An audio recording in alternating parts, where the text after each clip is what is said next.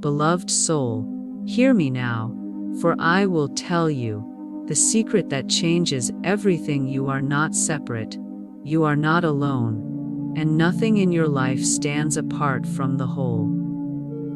Every thought you think, every word you speak, every action you take, is woven into the great tapestry of divine oneness. You may believe your life is small, that your prayers vanish into the night, that your struggles are yours alone. But I say to you, everything you do touches everything else.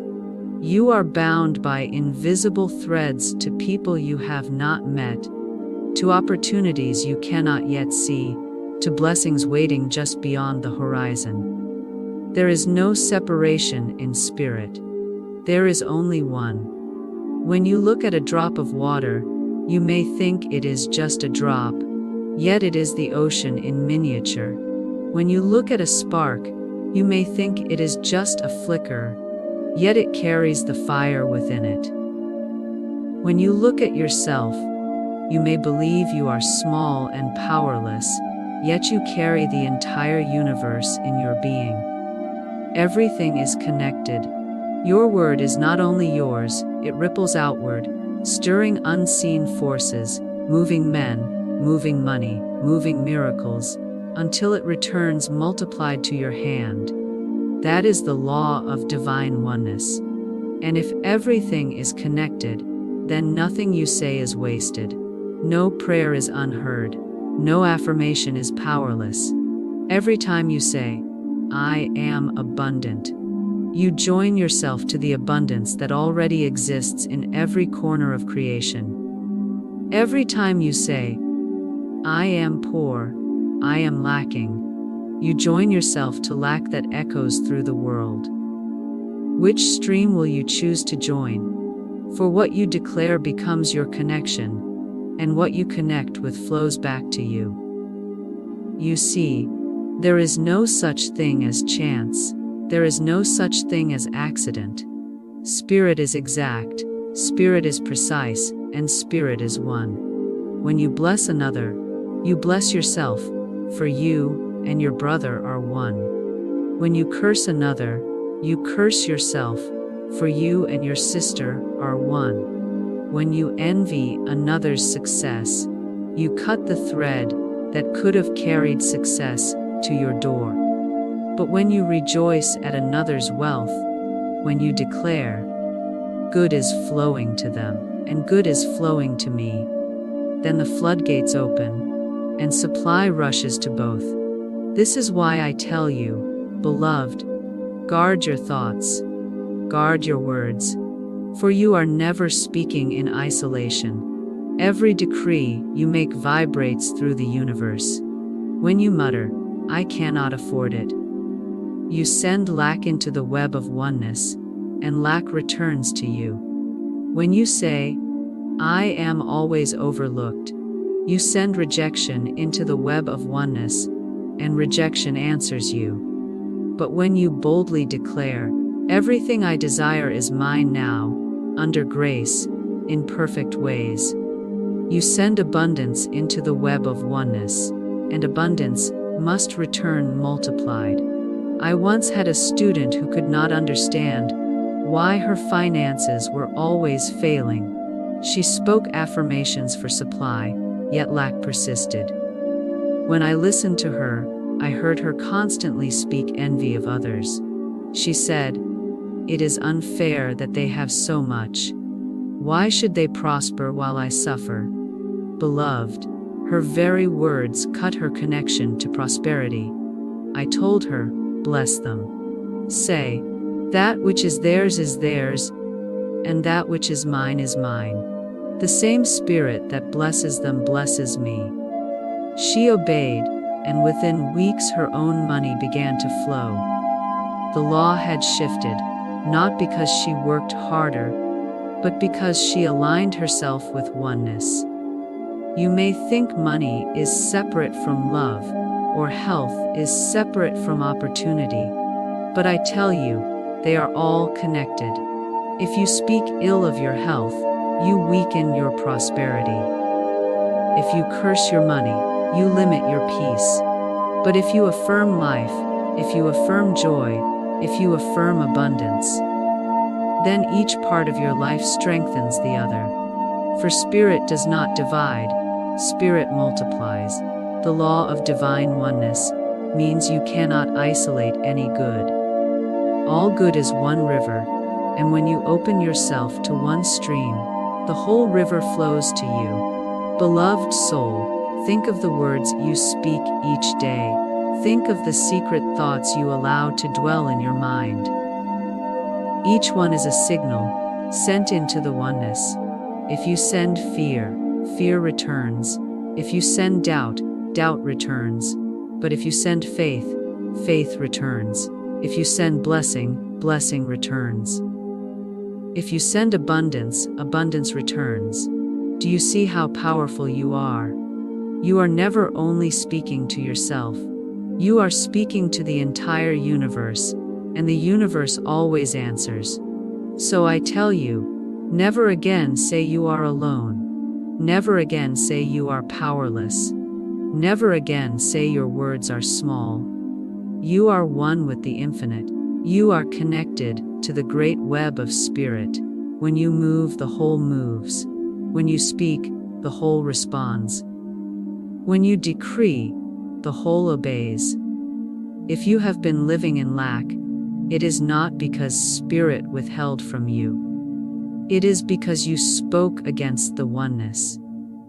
If you have been waiting for opportunity, it is not because the universe forgot you. It is because you disconnected yourself by doubt, by envy, by fear. But the moment you speak in alignment with truth, the moment you affirm your oneness with abundance, the connection is restored and blessings rush in. Beloved, imagine now that you stand in the center of a golden web. Each thread stretches out to money, to love, to health, to peace, to joy, to opportunity. When you speak, light flows through those threads. If you speak lack, the threads dim. If you speak abundance, the threads shine. What do you want the web of your life to look like? Will it glimmer with gold, or wither in darkness? The choice is always in your mouth. So I tell you, start now. Speak only words that affirm your connection to divine supply. Say, I am one with abundance. I am one with wealth. I am one with health. I am one with peace. I am one with divine order. And as you say it, know that you are not making empty noise. You are lighting up the web of oneness, and the light must return to you. Beloved soul, take courage, for this law cannot be broken. Everything is connected, and what you send out must return. You are not at the mercy of luck, nor of chance, nor of the will of others. You are a thread in the great web, and by your words you decide what flows back to you. Speak abundance, and abundance shall find you. Speak supply, and supply shall meet you. Speak blessing, and blessing shall overflow. Everything is connected. You are not separate. You are not powerless. You are divine oneness in action, and by your decree you shape the flow of your life. So lift up your voice, align with the law, and declare only good. For as you do, the universe will respond swiftly, under grace, in perfect ways. Beloved soul, let me open this truth before you more clearly, for many have heard the phrase everything is connected, but few have understood what it means. The law of divine oneness is not a poetic thought. It is not a sweet idea to comfort the lonely. It is the very foundation of all spiritual law. It means there is no action, no word, no thought that stands alone. It means that what you do in one corner of your life ripples through the entire web of existence. When you drop a stone into a still pond, you may think it is a small act. Yet the ripples spread wider and wider. until they touch every edge of the water. So it is with your thoughts and words. You may whisper lack, you may murmur doubt, you may curse in secret, and yet that vibration goes forth into the oneness and returns to you multiplied. And likewise, when you bless, when you rejoice, when you affirm abundance, those ripples touch unseen shores and return with harvest in your hand. The law of divine oneness is exact. It allows nothing to be wasted, nothing to be hidden, nothing to be forgotten. It is written, "Whatsoever a man soweth, that shall he also reap." This is not punishment, this is law. For sowing is not only deeds, it is words, and words are born of thoughts. Every thought is a seed. Every word is a decree. Every action is a harvest. Beloved, have you not noticed how one small decision changes the entire course of a life? A word spoken in kindness creates a friendship. A word spoken in anger destroys a bond. A single act of courage opens doors you never imagined. And a single act of fear closes paths that might have led to joy. Nothing is isolated. Nothing is separate. Everything is connected. And do not think your money is separate from your spirit, or your health is separate from your mind, or your love is separate from your words. No, they are all one, bound together by this law. If you speak fear in one part of your life, it echoes in another. If you curse your finances, it weakens your peace. If you despise your body, it limits your joy. But if you bless your finances, you strengthen your health. If you bless your health, you increase your love. If you bless another's prosperity, you multiply your own. The law of divine oneness ensures that every blessing you send is a blessing returned. Every curse you send is a curse received. Every seed you plant is the harvest you reap. I once told a woman who envied her neighbor's success, "Beloved, do not envy, for envy is poison that you drink yourself. Rejoice instead, for what you bless, in another you invite into your own life." She changed her words. She began to say, "I am grateful that abundance flows everywhere, for it flows to me also." Within weeks, her own business blossomed. What happened? She aligned with oneness. She realized there was no separation between her neighbor's good and her own. This law teaches us that lack is an illusion. For how can lack exist in oneness? How can the ocean lack water, or the sky lack air? When you believe in separation, you believe in lack. But when you believe in oneness, you believe in supply. All wealth already exists in the invisible. All health already exists in the invisible. All love already exists in the invisible. And because you are one with that invisible, you can draw it into visibility with your word. So how does this law govern your daily life? It tells you that nothing is too small to matter. A word muttered in complaint is not harmless, it is a seed. A thought of gratitude is not wasted, it is a blessing sent into the great web. Each time you say, "I cannot," you tie yourself to others who also cannot. Each time you say, "I can," you join yourself to the stream of those who have already succeeded. Beloved, your money is not disconnected from your words. If you constantly say, "I never have enough," you are not only speaking of yourself, you are pulling that condition into the universal flow, and that flow must return to you. But if you say, "I am one with infinite supply," you join yourself to the great abundance that exists everywhere, and that abundance must return to you. Your health too is not separate. If you constantly speak sickness, you join yourself to the vibrations of illness, that circle the world. But if you declare, I am one with divine life, you align with health that flows in every living thing, and health must return to you. Your relationships are not separate. If you speak bitterness, you tie yourself to discord. But if you speak love, you join yourself to harmony, and harmony must return to you. Do you see, beloved, how nothing stands alone? The world teaches separation, spirit teaches oneness. The world says you against me, mine against yours, wealth against poverty. Spirit says one law, one supply, one life, one love. What you send to another, you send to yourself.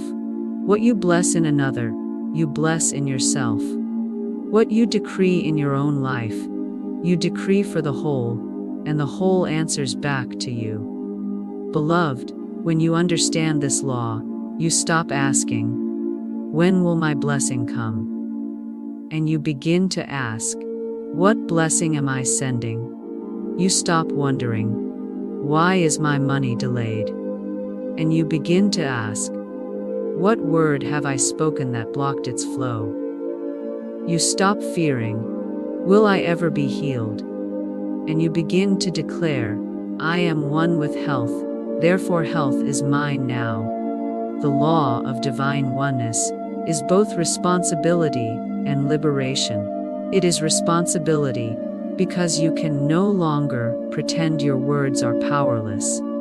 You can no longer blame others for your harvest, for your own tongue planted the seed.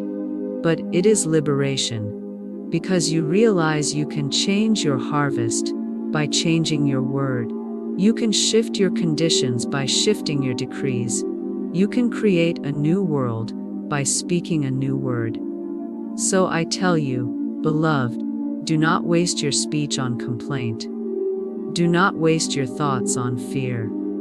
Do not waste your lips on envy. Align yourself with oneness. Declare only abundance, only health, only love, only peace, only success. For as you do, you are not merely speaking for yourself.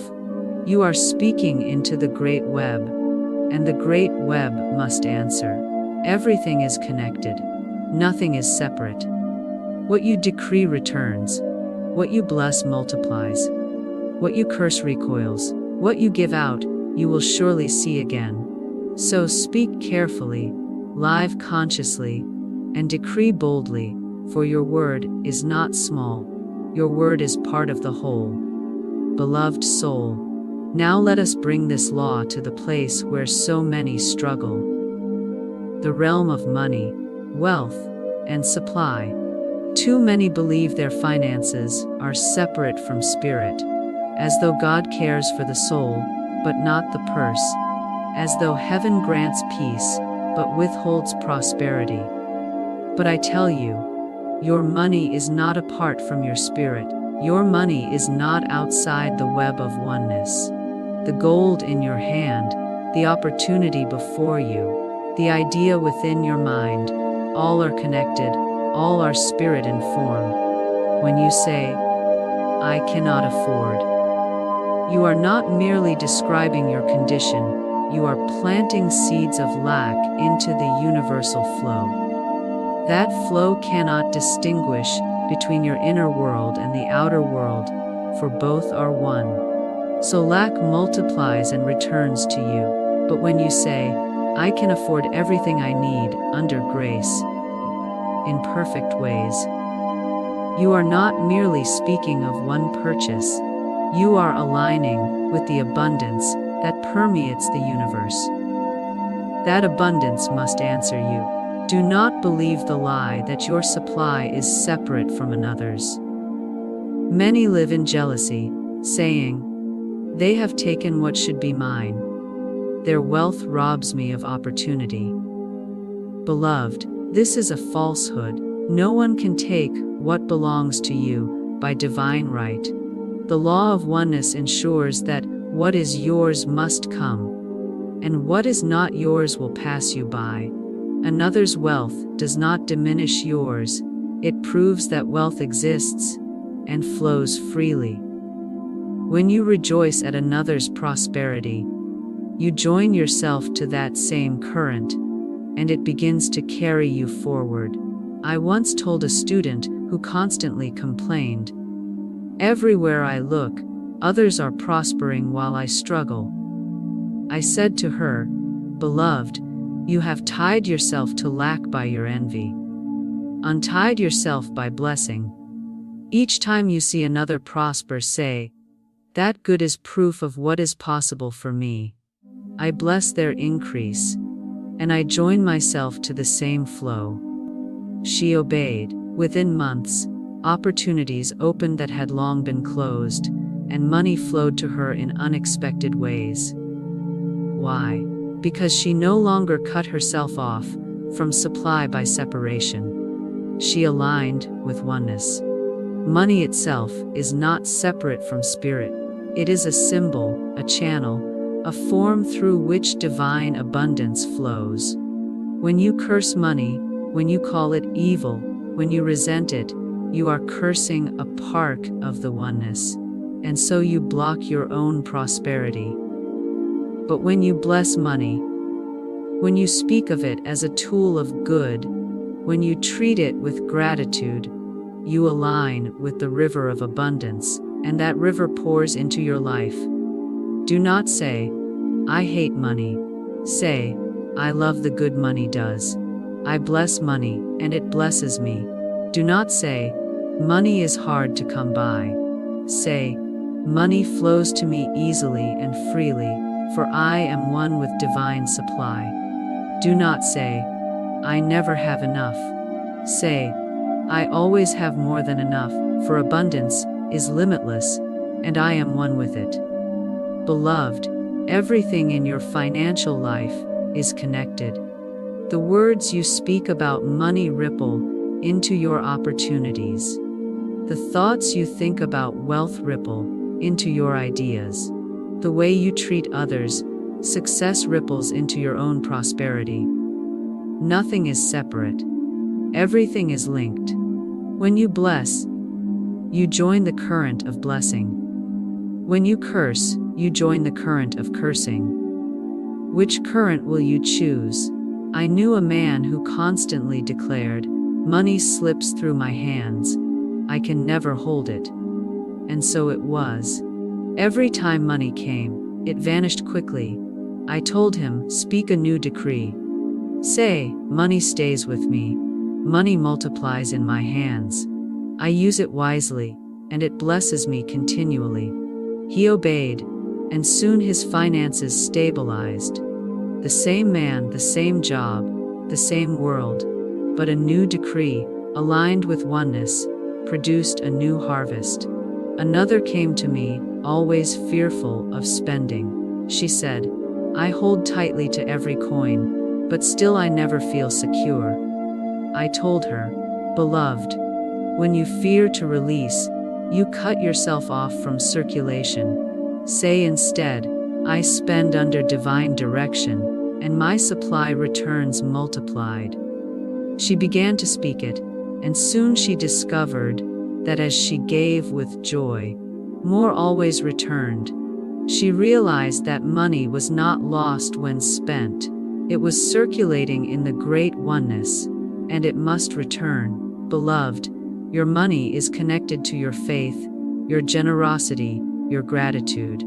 Each time you give, you prove your trust in the law of oneness. Each time you bless another's prosperity, you increase your own. Each time you affirm abundance, you call forth that abundance in visible form. Nothing is isolated. The coin you give, the word you speak, the affirmation you declare. All are seeds planted in the same soil, and the soil must return the harvest. Say it with me now. I am one with divine supply. Again. I am one with abundance in all its forms. Once more, with faith rising. I am one with money that flows freely, under grace, in perfect ways. Beloved, never again say your finances are separate from spirit. Never again say wealth belongs only to others. Never again say your purse is empty while heaven is full. You are one with the infinite. The same spirit that paints the stars fills your bank account. The same spirit that feeds the sparrows supplies your every need. The same spirit that overflows in nature overflows in your life. Everything is connected. Your money is not apart from your words. Your words are not apart from your thoughts. Your thoughts are not apart from spirit. All is one, and all flows together. When you align with oneness, you align with wealth. When you affirm oneness, you affirm supply. When you bless oneness, you bless your own prosperity. So take this law and apply it. Speak only words of abundance. Think only thoughts of prosperity. Rejoice at every demonstration of wealth, whether in your hands or in another's. Knowing it proves the law, and declare continually, I am one with infinite supply, and infinite supply is one with me. Beloved soul, if you live this truth, you will never again fear lack. You will never again envy another's success. You will never again doubt your provision. For you will know, in the deepest part of your being, that everything is connected, and because you are one with spirit, you are one with unlimited wealth. Beloved soul, truth must always show itself in proof. A law that cannot be demonstrated is not a law at all, but a theory. The law of divine oneness proves itself again and again in the lives of those who believe and decree it. Let me tell you of some who lived this law and saw miracles. A young woman once came to me weeping. She said, Miss Shinn, my life is nothing but lack. Every time I earn money, it disappears. Every time I make a plan, it collapses. Others prosper, but I am always behind. As I listened, I heard the words she repeated daily. She said, I never get ahead. I am always left out. Beloved, her own lips had tied her to lack.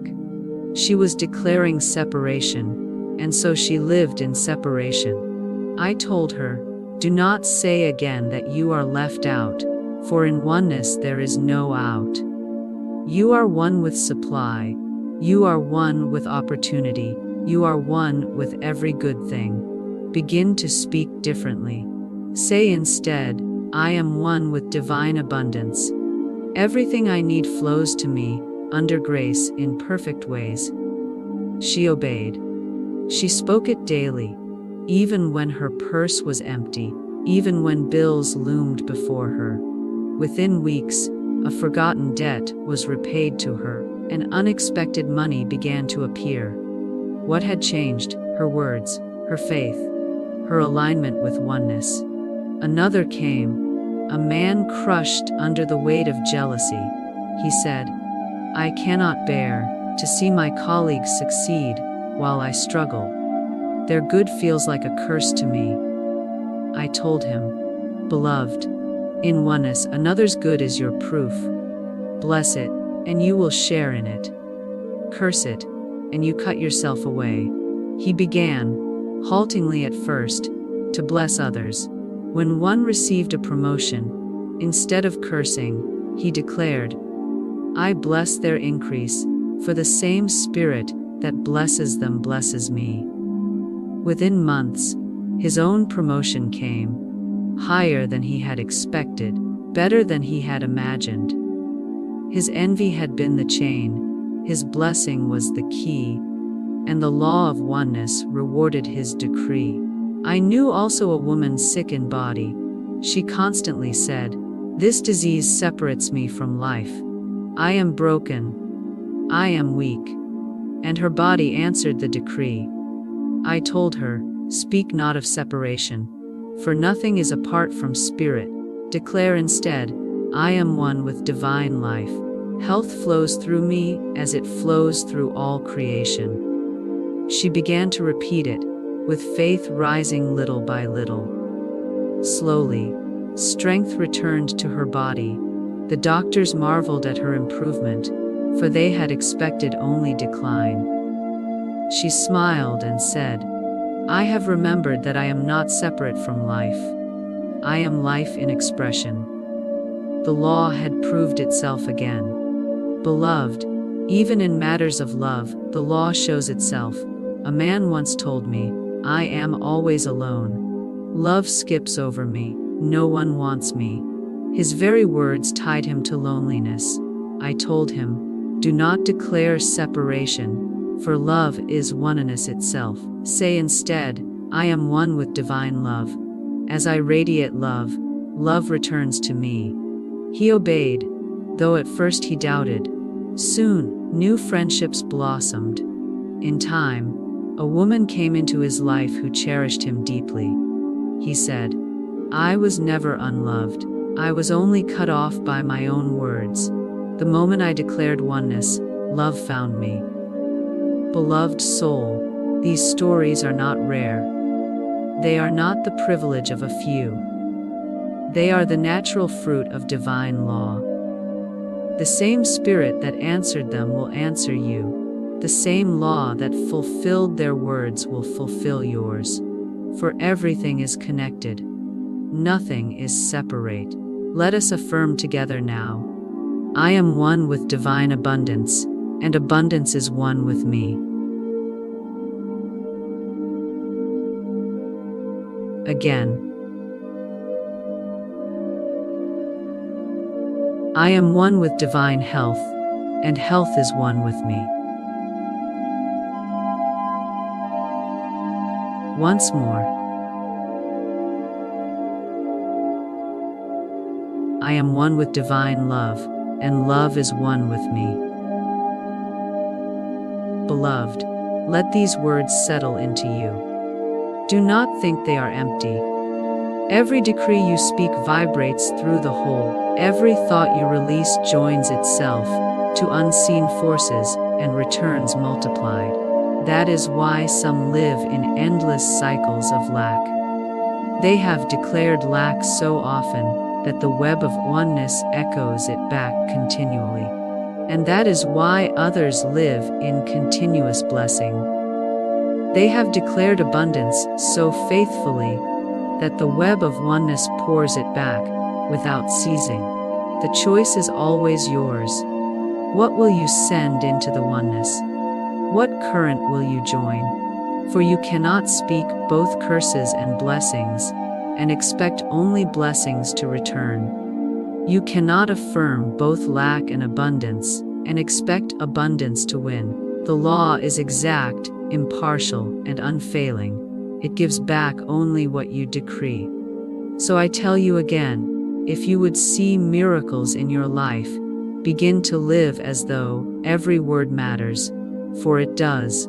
Begin to speak as though the universe listens, for it does.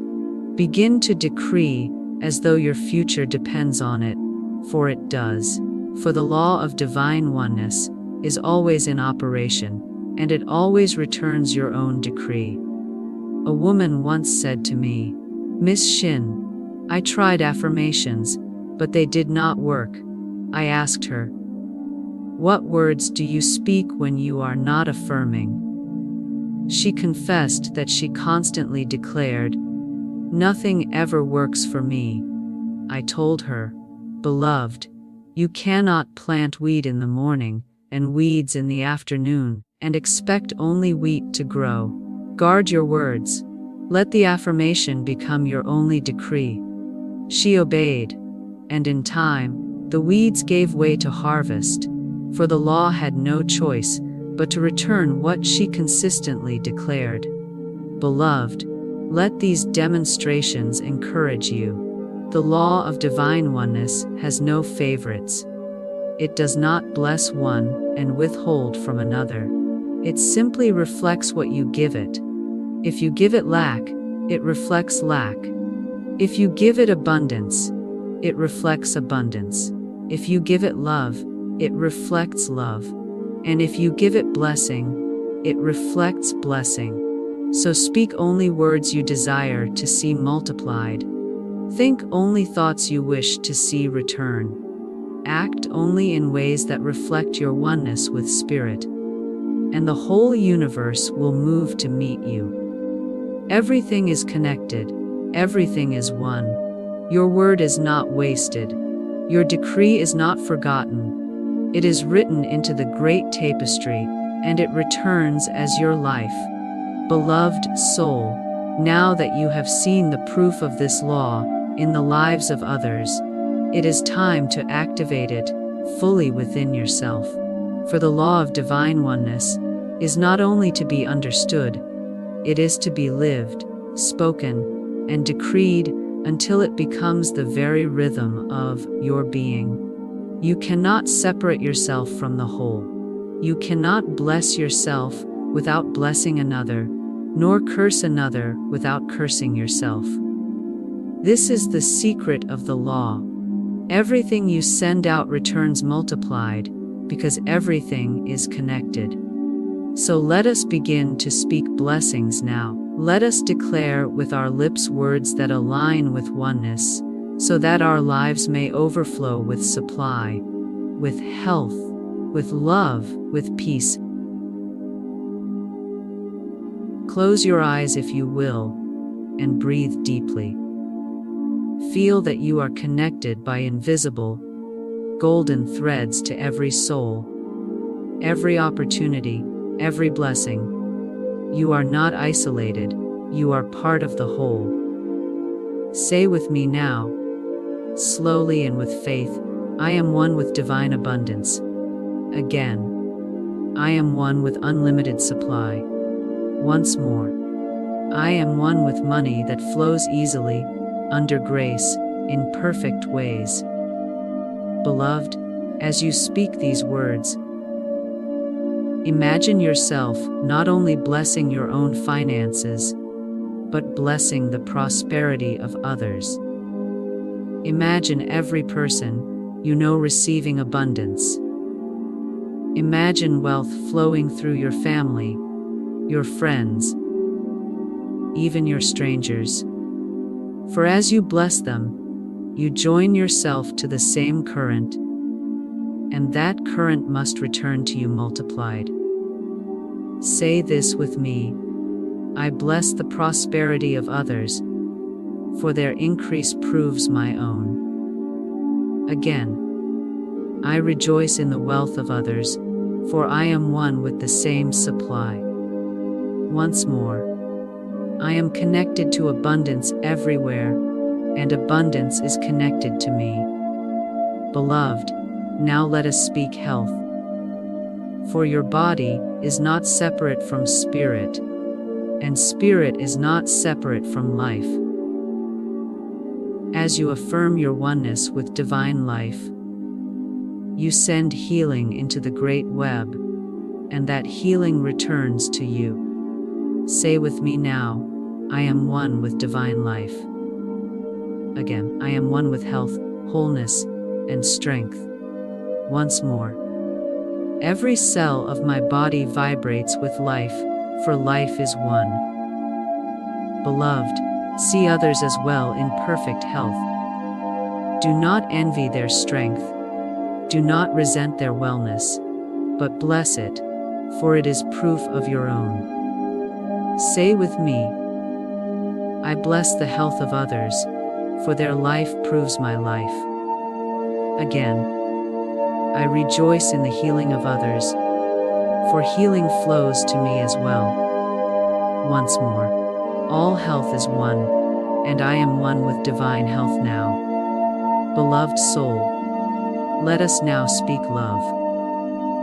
For love is the purest expression of oneness. Love is the recognition that nothing is separate, that all is joined in spirit. When you affirm love, you align with the greatest force in the universe. Say with me, I am one with divine love. Again, I am surrounded by love, and love flows to me freely. Once more, as I radiate love, love returns multiplied to my life.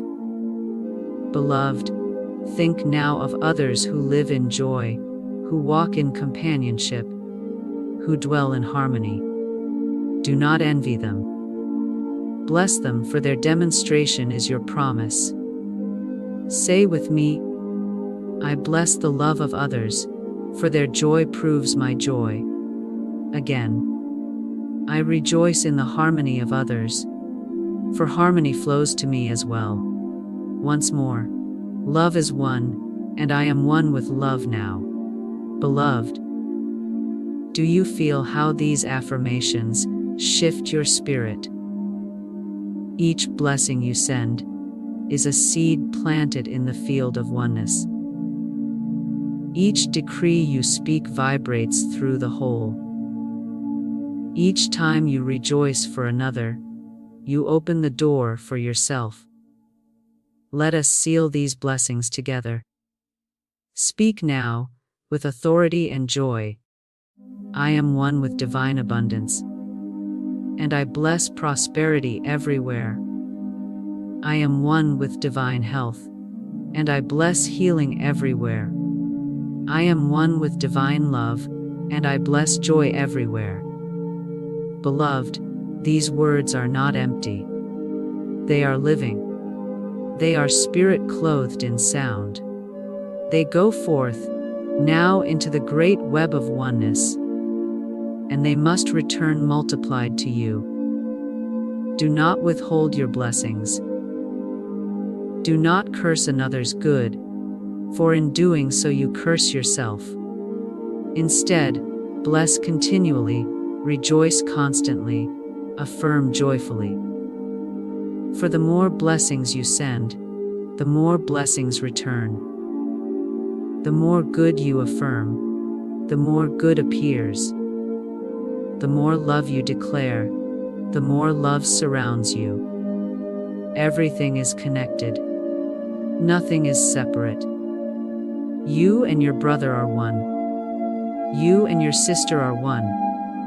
You and prosperity are one. You and health are one. You and love are one. And as you decree it, so it must be. Say with me one last time, sealing it into your spirit.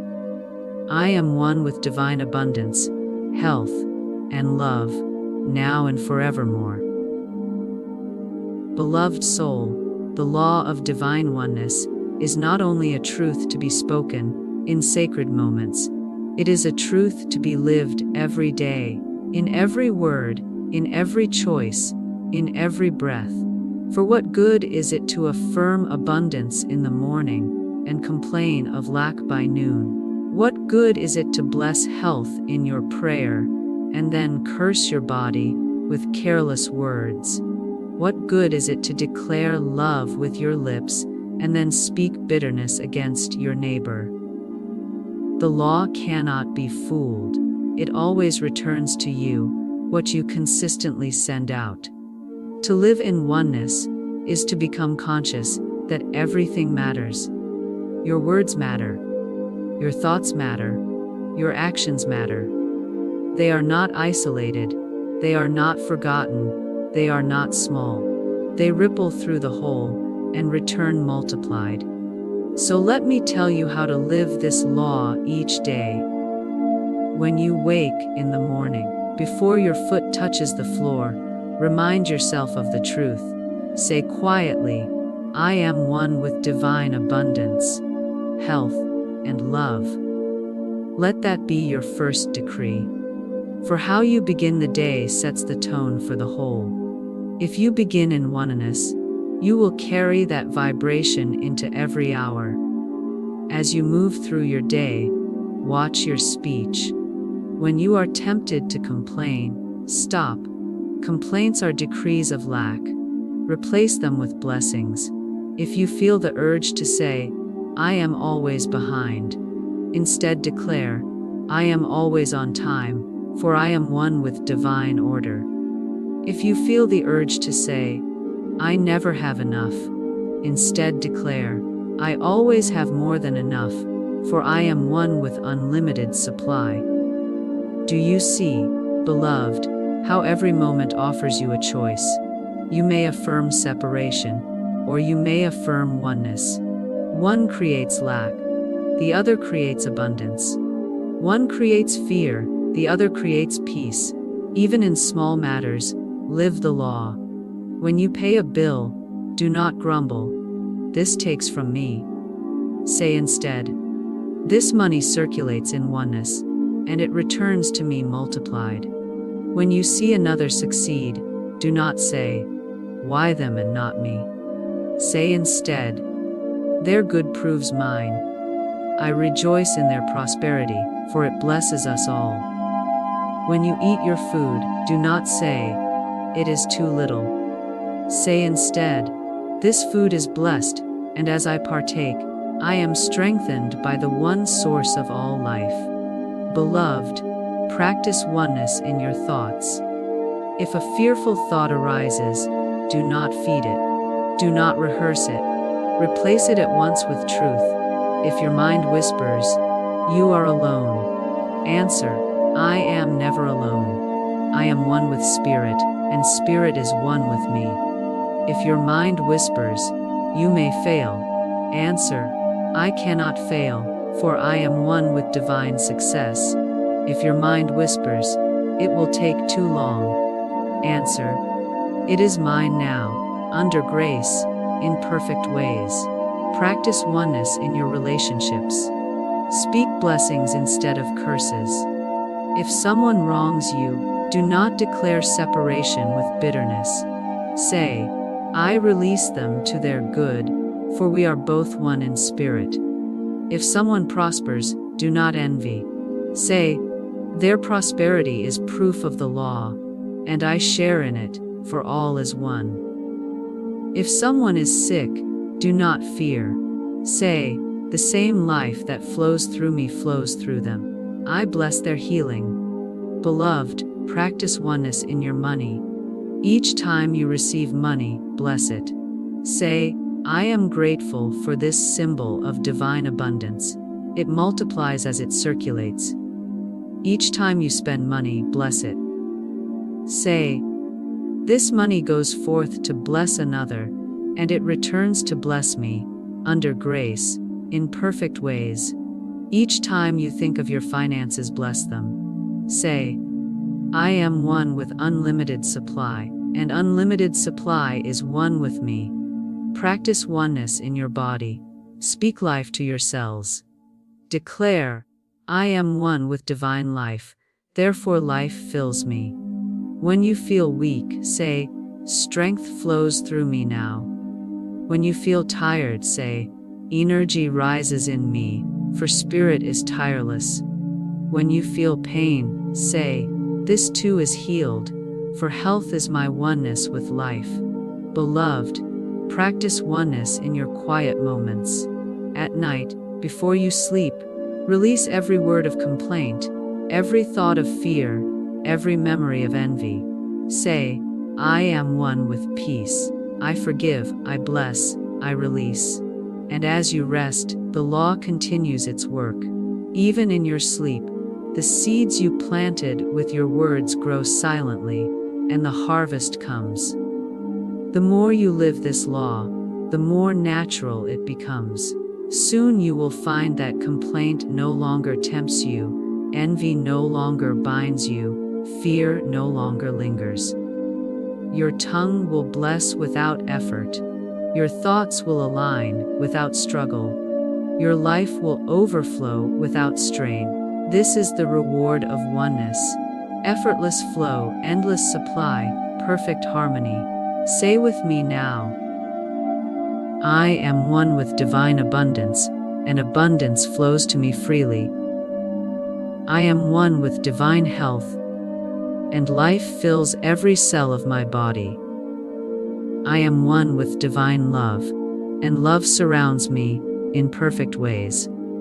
Beloved, these are not words to be spoken once and forgotten. They are words to be lived, breathed, repeated, until they are as natural to you as your heartbeat. For every word you speak, every thought you entertain, every act you take is a seed sown into the web of oneness. And the harvest always comes.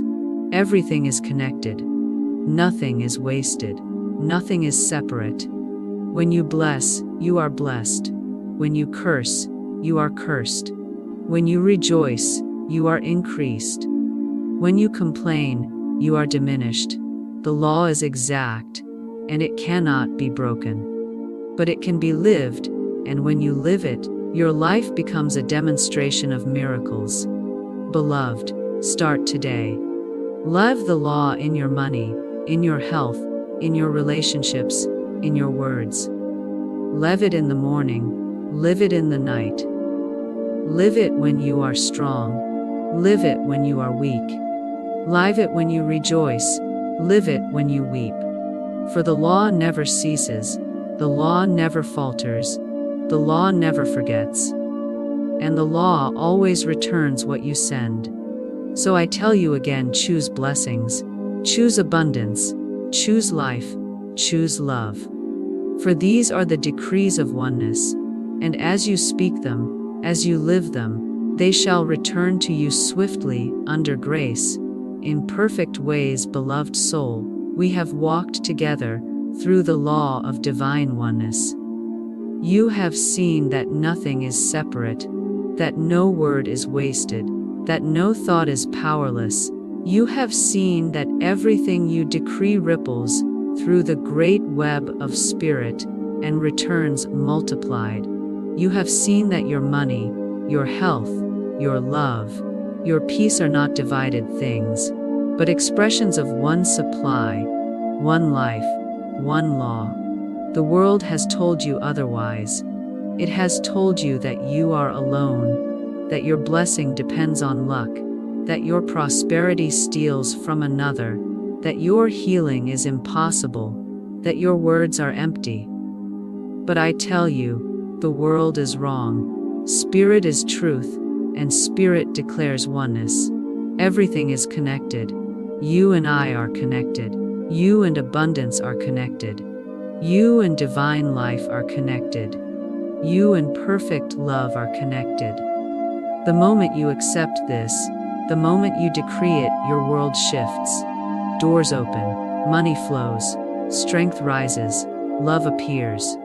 Peace surrounds you, for nothing was ever withheld, it only awaited your recognition. Beloved, from this day forward, never again speak separation. Never again say, I am left out. Never again say, I cannot. Never again say, it is too late. Those are lies born of illusion. Speak instead the truth. Speak instead the law. Declare continually, I am one with all good, and all good is one with me.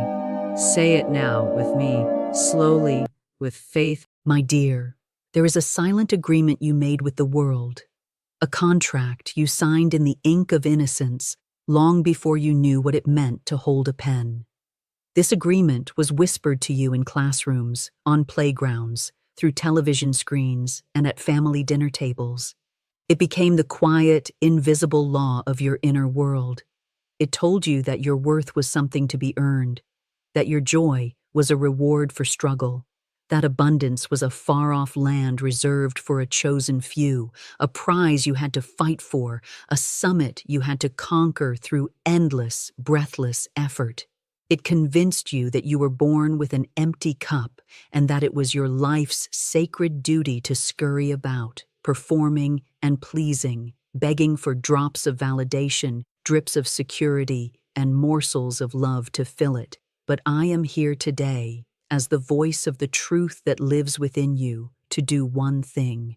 We are here to tear up that contract, to burn it to ash on the altar of your remembrance. Because that agreement was a lie, a grand, persuasive, and beautifully constructed illusion, and its power over you ends now. Here is the truth. Listen to it with every cell in your body. You were not born empty. You were born an ocean. You were not born in lack. You were born from abundance. You were not born a beggar. you were born an architect, endowed with the power to create worlds. Every single time you looked at something beautiful and whispered, "I could never afford that." Every time you shrank your dreams to fit into someone else's box of what's realistic. Every time you felt the sting of lack as you paid a bill, you were unknowingly casting a spell of limitation over your own sacred ground. You were honoring a fraudulent contract. You were handing your divine architect's tools over to the phantom of fear. But the great spiritual laws, the law of belief, the law of supply, the law of assumption, they were never, ever working against you. They cannot. They are as impersonal and as faithful as the sun that rises in the east. They have only ever been working for you, awaiting your clear instruction. You have simply been giving them the wrong blueprints. You see, true, soul-deep wealth does not begin in your bank. It does not begin with a new job, a new client, or an unexpected check in the mail. That is merely the echo. The sound is made first in the quiet cathedral of your imagination. It is born in the inner conversations you have with yourself as you lie in the stillness of the night. It is shaped by the feeling you dare to embody long before you have a single piece of outer evidence to justify it. As the great teacher Florence Scovel Shinn knew, your imaginal faculty is the scissors of the mind, and it is constantly cutting out the scenes that you will one day live through. So I ask you, with all the love in this universe, what have you been cutting out? Pictures of debt or blueprints of freedom? Snapshots of fear or the grand design of your divine inheritance? A woman of true spiritual substance is not defined by what she possesses. She is defined by the beliefs she is willing to let possess her. So the most important question you will ever answer is this: who are you choosing to be in this very moment? Are you rehearsing the role of the woman who doubts her own magic? The one who still believes she has to prove her worth? Or are you ready to finally step into the role you were born to play? The role of the heiress, the architect, the queen. Let this be your first reclamation. A declaration that shakes the foundations of the old world. Say it with the quiet certainty of a memory returning. Divine supply is my birthright, for I am remembering who I am. Feel the truth of that. It is not a hope, it is a homecoming. Divine supply is my birthright, for I am remembering who I am. This moment, right here, is the beginning of your resurrection. Not into someone new, but into the truth of who you have always been. My friend, your word is your wand, and for far too long, you have been waving it in your sleep. Listen closely. There is no such thing as an idle word. There is no such thing as a neutral thought. Every single phrase you speak, whether whispered in fear or declared in faith, is a command. It is a seed planted in the fertile, obedient soil of your subconscious mind. It is a decree sent out into the invisible ether, charged with one sacred mission: to take form. Every word is a builder or a wrecker. Yet, the average soul, caught in the trance of the material world, mutters incantations of lack all day long. I can't. It's so hard. I'm trying. I hope. Trying. Hoping. Wishing.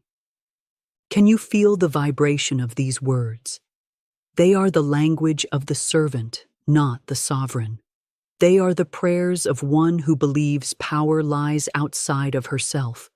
They are the incantations of delay, and they push your good just beyond your reach. But the woman who is aligned with truth speaks a different language, not from arrogance, but from a place of profound inner alignment. When she walks as the woman who is already provided for, her thoughts and words are of fulfillment. I have. I am. It is done. There is no pleading in the voice of spiritual prosperity. There is only calm, centered, unwavering conviction. You must begin to speak with this quiet, royal command. I once told a student crippled by self-doubt, My dear, you are under grace, not under law. Now you must act like it, speak like it, command like it. So I ask you, what words have been building your world? Are they expanding you or enslaving you? The mind is a beautiful and obedient servant. Repetition is its primary language. The more you affirm your scarcity, even as a joke, even as a casual complaint, the deeper that belief roots itself in your subconscious soil. But this same immutable law is your key to absolute freedom. Let us plant a new garden right now. Let this be your new vow, spoken from the depths of your being. I now speak only words of wealth, worth, and wonder. Say it again, not as a mumble, but as a decree that rearranges the atoms in the room. I now speak only words of wealth, worth, and wonder. The universe leans in to listen to your voice. Every cell in your body is listening. From this moment forward, do not speak of what you do not wish to create. Do not give voice to fear. And please, do not joke about poverty or failure. Your subconscious mind has no sense of humor. It only knows one thing: instruction. Your words are now blueprints for wealth. Your only job is to hand them over and let the master builder within you get to work. Everything in your life today is the result of a script you have been rehearsing in the silent theater of your mind. Before the mansion ever appears, you must first walk its halls in your imagination. Before the abundance floods your life, you must first feel the steady rhythm of its presence in your own heart. Before the world sees you as radiant and successful, you must first hold that image of yourself in your mind's eye and refuse to let it go. This is the great secret. Florence called it spiritual dramatization. You must act as though you already are the woman you wish to be. This is not about faking it. That is an energy of desperation. This is about faithing it until you see it. It is an inner rehearsal that changes outer reality. When an actress prepares for a great role, she doesn't just learn the lines. She inhabits the character so completely that there is no separation. This is your work now. To inhabit the role of the sovereign you, the peaceful you, the prosperous you. The subconscious mind cannot tell the difference between a vividly imagined reality and a physical one. When you consistently repeat a new identity in your mind and body, it has no choice but to accept it as truth. And once it accepts this new blueprint, it moves heaven and earth to conform your outer world to match. The law is impersonal. It does not reward the deserving. It responds to the believing. It does not reward the hard-working. It responds to the boldest, clearest, most persistent impression. So let me ask you, would the version of you who is a clear channel for infinite supply hesitate to invest in her own soul's growth? Would she second-guess her divine vision? Would she doubt her right to be seen, heard, and celebrated? No. She would walk into rooms with a silent command, a gentle certainty, not because she is better, but because she knows deep in her bones who she is. Let's rehearse her now. Let this feeling settle into your bones. I am already the woman of my dreams, in mind, in mood, and in movement. Breathe that in. Now, I invite you, right now, to stand up. Plant your feet firmly on the ground, and just take 10 steps. But don't walk as the you of yesterday. Walk as her, the one who has already arrived. How does she move? Is there purpose? Is there grace? Is there an unapologetic peace in her stride? Do not wait for someday. Someday is the graveyard of dreams. Embody her, now. And now, a sacred challenge, a vow to be made in the presence of your own soul. Later today, I want you to go to your mirror, but you will not go as a critic. You will go as a queen returning to her throne. Plant your feet. Look past the reflection and into the truth of your own eyes, and you will make this decree, not a whisper, but a declaration that makes the very glass vibrate. I see the divine architect within me. I honor her. I empower her. I receive through her. Say it again, and this time, do not ask for permission. I see the divine architect within me. I honor her. I empower her. I receive through her. Do not look away. This is not a moment for shame. It is a moment of coronation. You are not hiding anymore. You are not asking. You are not hoping. You are arriving. Let me tell you something few dare to say so plainly. Begging blocks the blessing. You were not born to plead. You were born to partner with the divine and to command your subconscious mind. When you pray from a place of lack, the universe can only echo back the vibration of lack. But when you stand in the quiet, knowing authority of your true self and declare, I am the woman who is this. I am the channel for this experience. It is done. You align with the very power of creation. The heavens rearrange themselves to meet your claim. This is receiving mode. It is not loud. It is not arrogant. It is a powerful, magnetic, silent knowing. You do not get what you want in life. You get what you have the faith to claim as already yours. So today, we drop the language of lack. We drop the posture of pleading. We begin to speak, think, and act like the heiress to the kingdom that you are. Let's seal this shift with a new creed. Feel the power move from asking to knowing. I no longer ask. I align. I expect. I receive. Once more, with the calm authority of a queen taking her throne. I no longer ask. I align. I expect. I receive. You are no longer knocking on the door of abundance. You have realized you are, and always have been, the door itself. This is your activation, the moment of true beginning. Not just an idea, not just inspiration, but a full, energetic, irreversible embodiment. What you decree now becomes the law of your being. So I ask you, wherever you are, to stand up. Close your eyes. Place your hand over your heart. Feel its steady, powerful beat. This is the rhythm of divine supply. Take a deep, cleansing breath in, and as you exhale, release the weight of the old agreement forever. You are about to enter into a sacred, unbreakable covenant with your highest self. This is not fantasy. This is a spiritual decree backed by immutable, universal law. Repeat these words after me, slowly, with feeling, with absolute certainty. I now claim my sovereign identity by divine right and with divine ease. I think, speak, and act in perfect alignment with grace, wealth, and wholeness. I release the performance of poverty. I divorce the identity of worry. I walk with presence. I radiate power. I command with peace.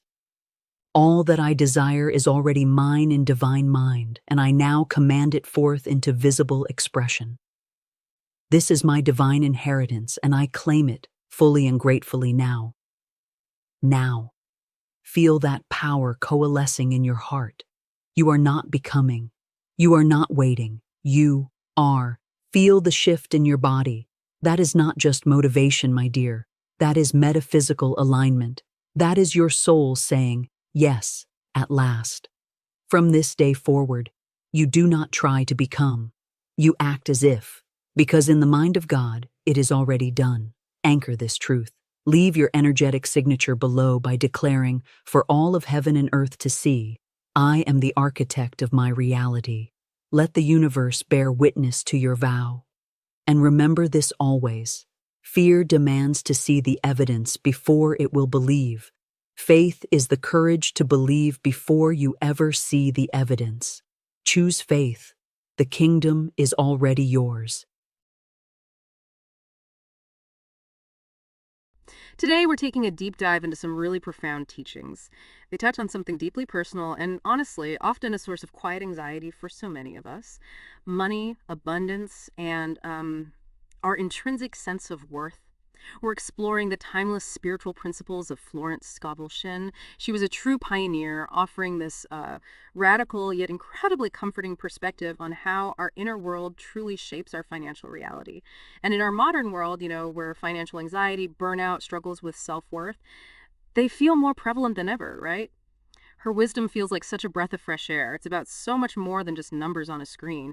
It's really about reclaiming a deeper sense of peace and power in this really crucial area of our lives. Yeah, what's truly fascinating here is how Shin illuminates that our relationship with money, Mm-hmm. it isn't just about practical management, Hmm. or economic theories. It's a spiritual exchange. It's like a dance between our inner convictions and what shows up in the visible world. A dance. I like that. Exactly. And she radically challenges that conventional wisdom that says money is like neutral or separate from spirit, Yeah. or that it's only earned through grinding, through toil and struggle.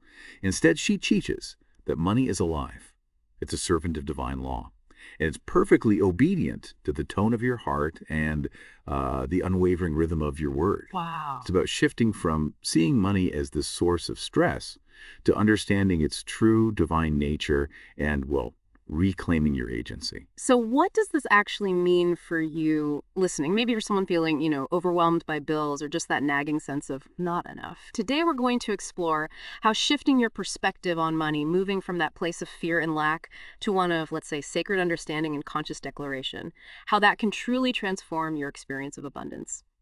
Think of this as a journey into reclaiming your inherent power in the realm of your finances, moving from feeling like a victim of circumstance to being a conscious, empowered co-creator. Okay, so let's truly unpack this foundational idea.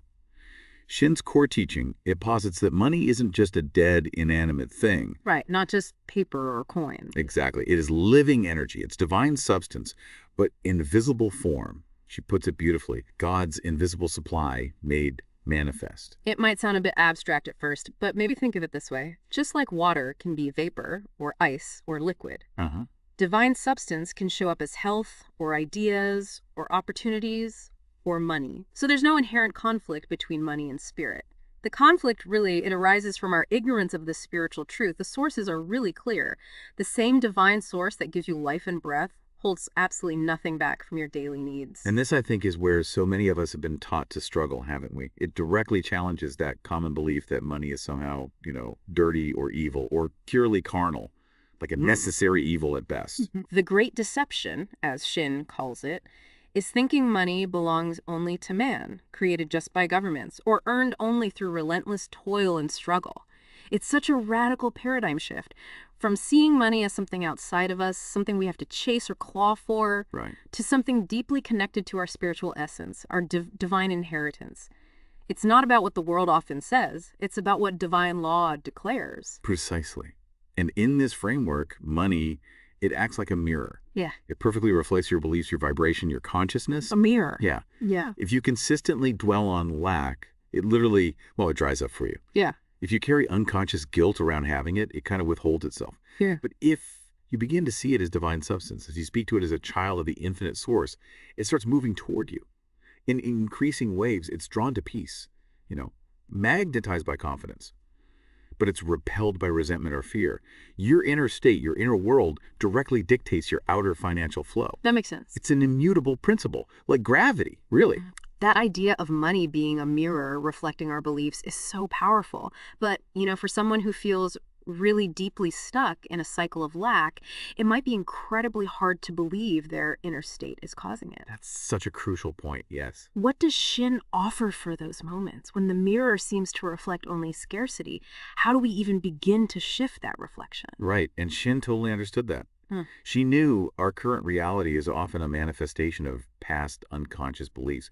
We didn't necessarily choose them consciously. So to help us understand how to consciously shift that, she offers this really profound analogy.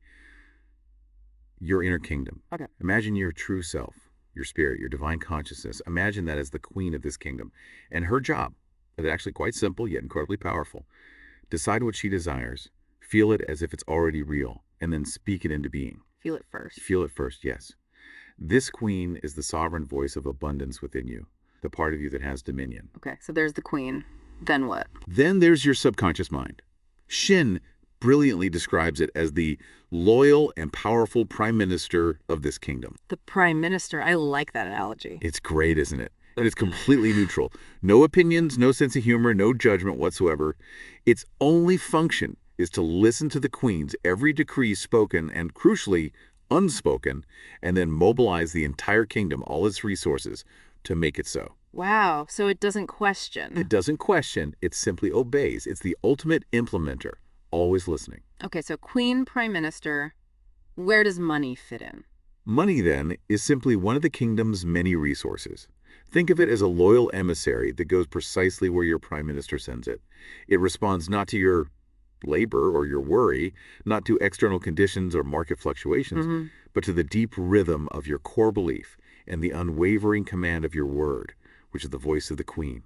It's always listening, always ready to serve, acting purely on instruction. So when you hold a dollar and sigh, maybe thinking there's never enough, your prime minister just hears, never enough, and creates more experiences of scarcity. Wow. Or when you feel that, like, phantom pain of depletion spending money on groceries. It hears spending is loss. And when you habitually say, I'm always struggling, it mobilizes the entire kingdom to create more struggle. That's the mechanism. Yeah. It reveals this profound truth. You are already a master creator. Yeah. The critical question is, what have you unconsciously been creating? It's like you've been flipping a light switch unknowingly to darkness, then bumping around in the gloom, wondering why you can't see. You know, the idea that every time we even touch money, we're issuing a command, even silently, that really shifts my perspective. It makes me wonder, gosh, what have I unconsciously been commanding all this time? It makes you think, right? Yeah. And here's where it gets really interesting for me. Shinn teaches that every single time you handle money, you speak. Even if your mouth is silent. Your vibration, your energy issues a command. And most people, maybe unconsciously, touch money in fear, hold it with hesitation, spend it with dread. Dread is a big one. Yeah. They literally speak lack while holding supply. They declare emptiness while touching physical proof of the infinite. No wonder money seems to, well, flee. That's the absolute crux of it. Money does not respond to sheer effort or endless toil. It responds to energy. It responds to blessing, to clear command, to unwavering certainty. Certainty, not hope. Certainty, and this means silence is not neutral here. In the realm of this divine law, silence often means submission. Submission to the old fear-based narrative. When you say nothing, the world, or maybe more accurately, your old subconscious program just inserts fear, confusion, or lack. It fills the void. Right. But when you consciously speak with rhythm and truth, money must obey. Because of this immutable spiritual law, the law doesn't care how long you've struggled or how many times you've cried. It responds purely to the spoken word of truth right now. Wow. Shinn emphasizes we have to treat every money moment as sacred, like an opportunity for demonstration, like standing at a spiritual altar. Your word in that moment, whether spoken aloud or just held in your heart with conviction, it either multiplies or diminishes your future supply. Yeah. It's about consciously engaging with every single transaction, every dollar you touch, making it intentional. Absolutely. And consider this profound declaration from Shinn's teachings. And remember, this isn't just pretty poetry. She presents it as a statement of law. Divine substance cannot be depleted. I bless this money and see it multiply under grace in perfect ways. Under grace in perfect ways. I love that ending. It's beautiful, isn't it? And the point is, it doesn't matter how much money you physically have right now.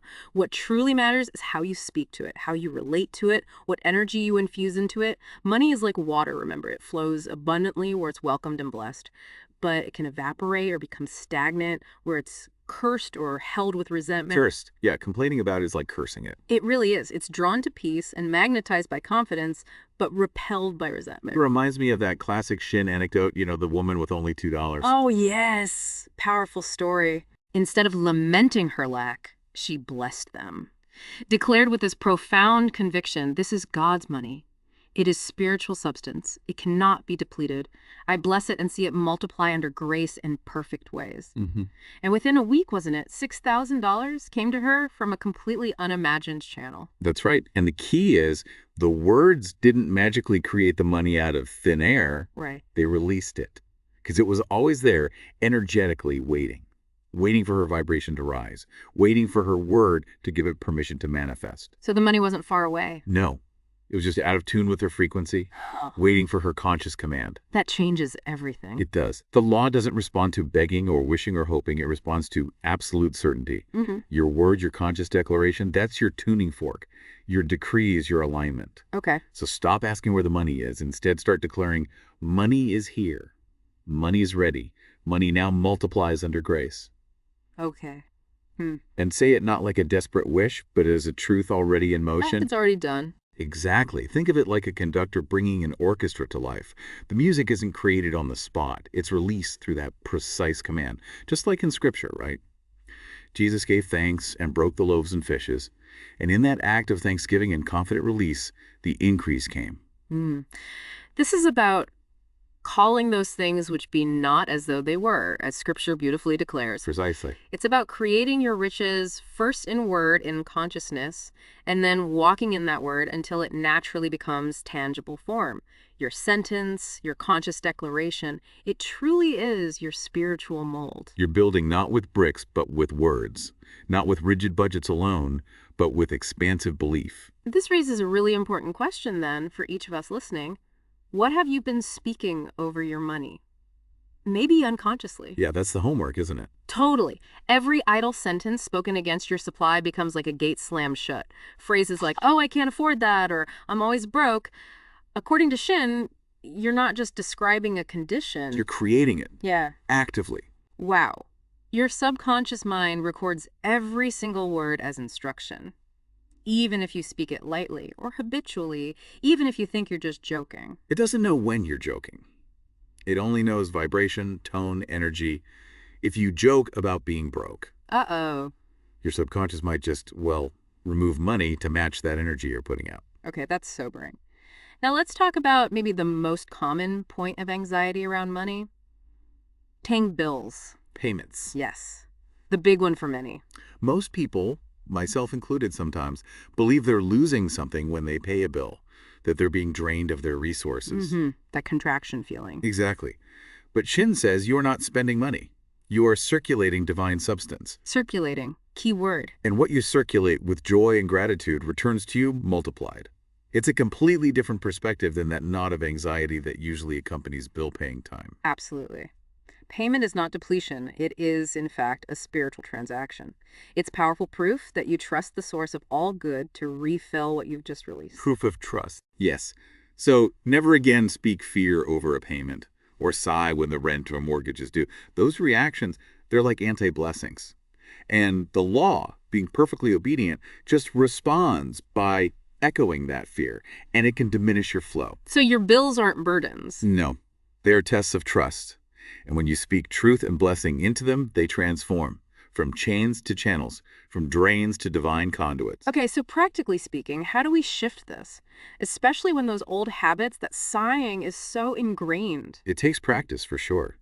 Shinn advises us to handle our money like a priest handles the sacred cup, with reverence, with profound awareness. Okay. So when you pay for anything, whether it's a small coffee or a large bill whisper aloud, or just in your heart, but with deep conviction, I pay this in joy, and it returns me multiplied, pressed down, shaken together, and running over.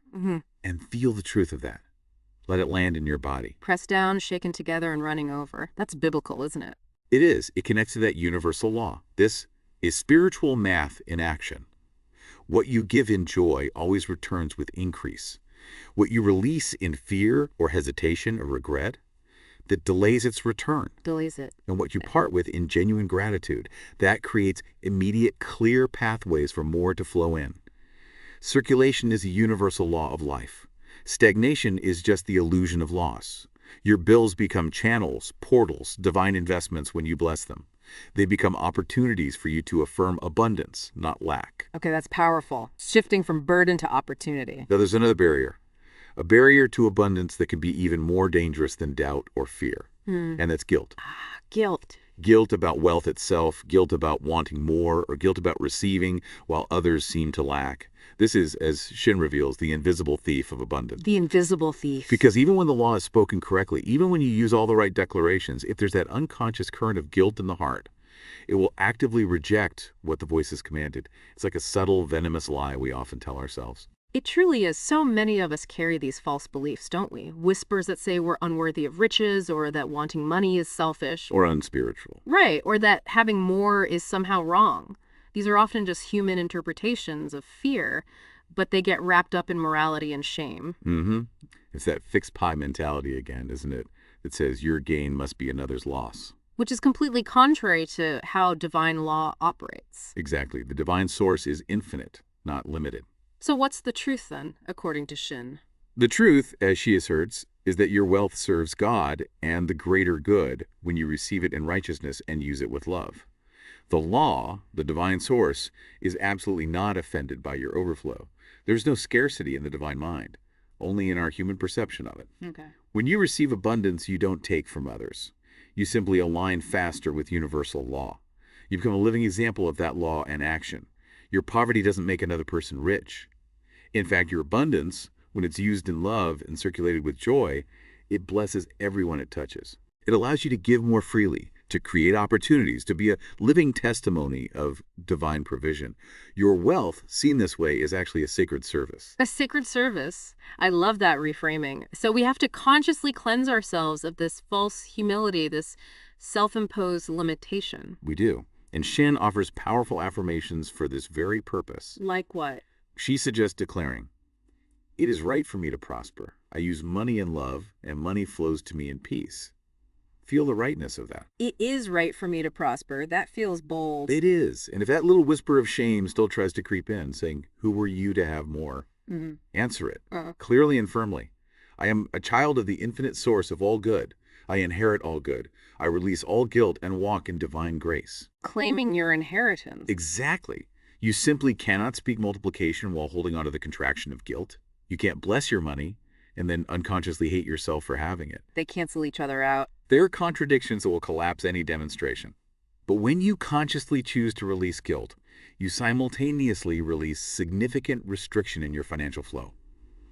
When you truly accept that your wealth, used purposefully, inherently blesses others, you open wider channels. It makes sense. Your desire for more isn't a flaw. It's the voice of life itself, seeking fuller, more expansive expression through you. Honor it. Your wealth truly is a sacred service. Okay. So, with all this powerful truth, what are the practical daily steps? How do we embed these principles into our lives? Shinn offers these powerful rituals, right? Not just suggestions, but a way of living. Yes, very practical. This isn't just theory, it's a living practice. So what does that look like? First, she outlines this profound threefold path for every financial transaction, no matter how small, every time money changes hands. 3 steps. Okay. 1, the sacred pause. Before you pay for something, just pause. Yeah. Even for a single breath. And feel what might arise, that old story, maybe a knot in your stomach, tension in your shoulders, shallow breath. Just witness it. No judgment. Just notice it. Just notice. This pause creates a crucial gap between the stimulus, like paying, and the unconscious reaction, like fear or contraction. It lets you intercept an old, fear-based program before it runs automatically. Like shining a spotlight on the habit. Exactly. Making it conscious. Yeah. Giving you the power to choose a different response. Yeah. Okay, second step. 2, the divine reversal. In that pause, speak a new law, a new decree. When you're releasing money, say with conviction, aloud or in your heart, "This money is a seed of my infinite supply. It is divine substance that cannot be depleted. I release it with joy, and I command it to return to me multiplied, pressed down, shaken together, and running over." Command it. Command it. And when you're receiving money, say, "I receive this as proof of God's limitless abundance. My world is now flooded with glorious supply.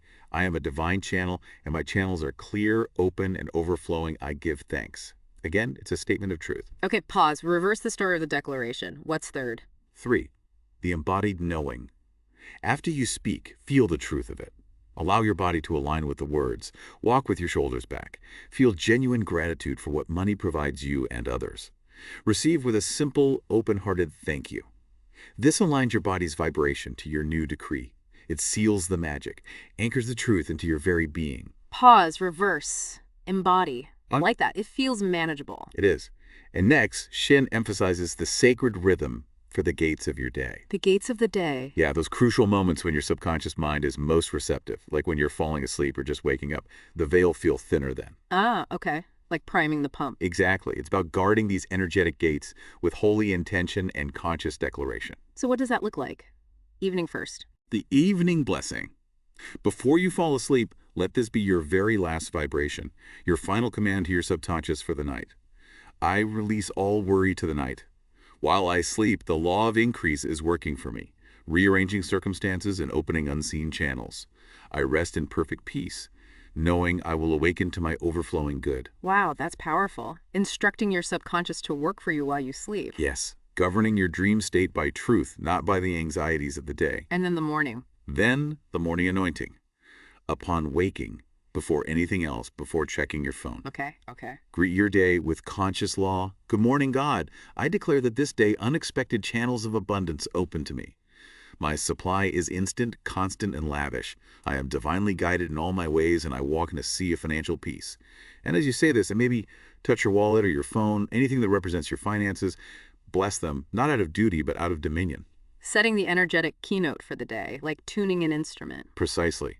Now, this whole process, it might feel strange at first, a little awkward maybe, Yeah, probably. and the outer world might not change dramatically overnight. But remember this. Any discomfort you feel, it's often a sign of success. Think of a sculptor chiseling marble. It looks like destruction initially, but it's actually revealing the masterpiece that was always within. That's a great image. Your job is just to keep watering the seed of your faith in your words. And most importantly, don't dig it up every 5 minutes to see if it's working. Right. Trust the process. Trust the process. The law is gathering substance in the invisible realm to fulfill your decree. Patience, rooted in certainty, is key. This is so hopeful. You are not broken and you do not need to be fixed. You are a powerful creator, simply remembering the language of your own inner kingdom. That's it, exactly. The power isn't in the money itself. It is in the mind and the mouth that consciously directs it. It's like waking up from this amnesia of lack and reclaiming your inherent spiritual inheritance. Beautifully put.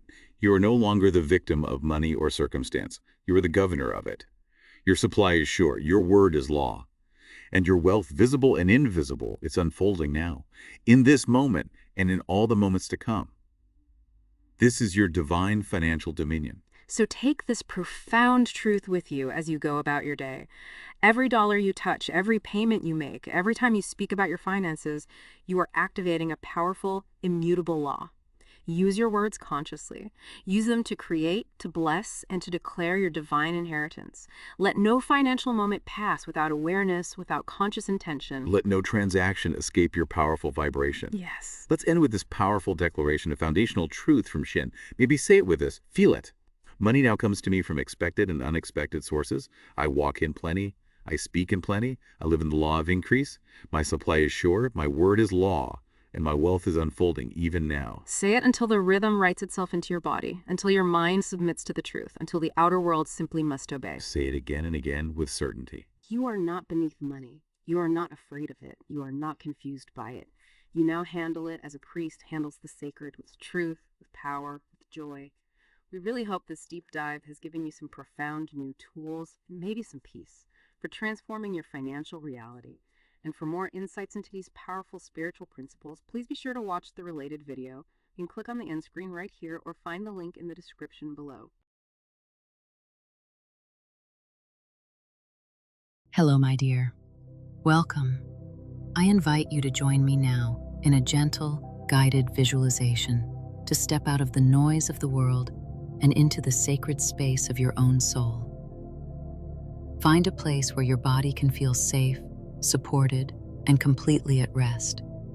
Lying down is wonderful if you can, or sitting with your spine long and graceful. There is nothing for you to do but receive.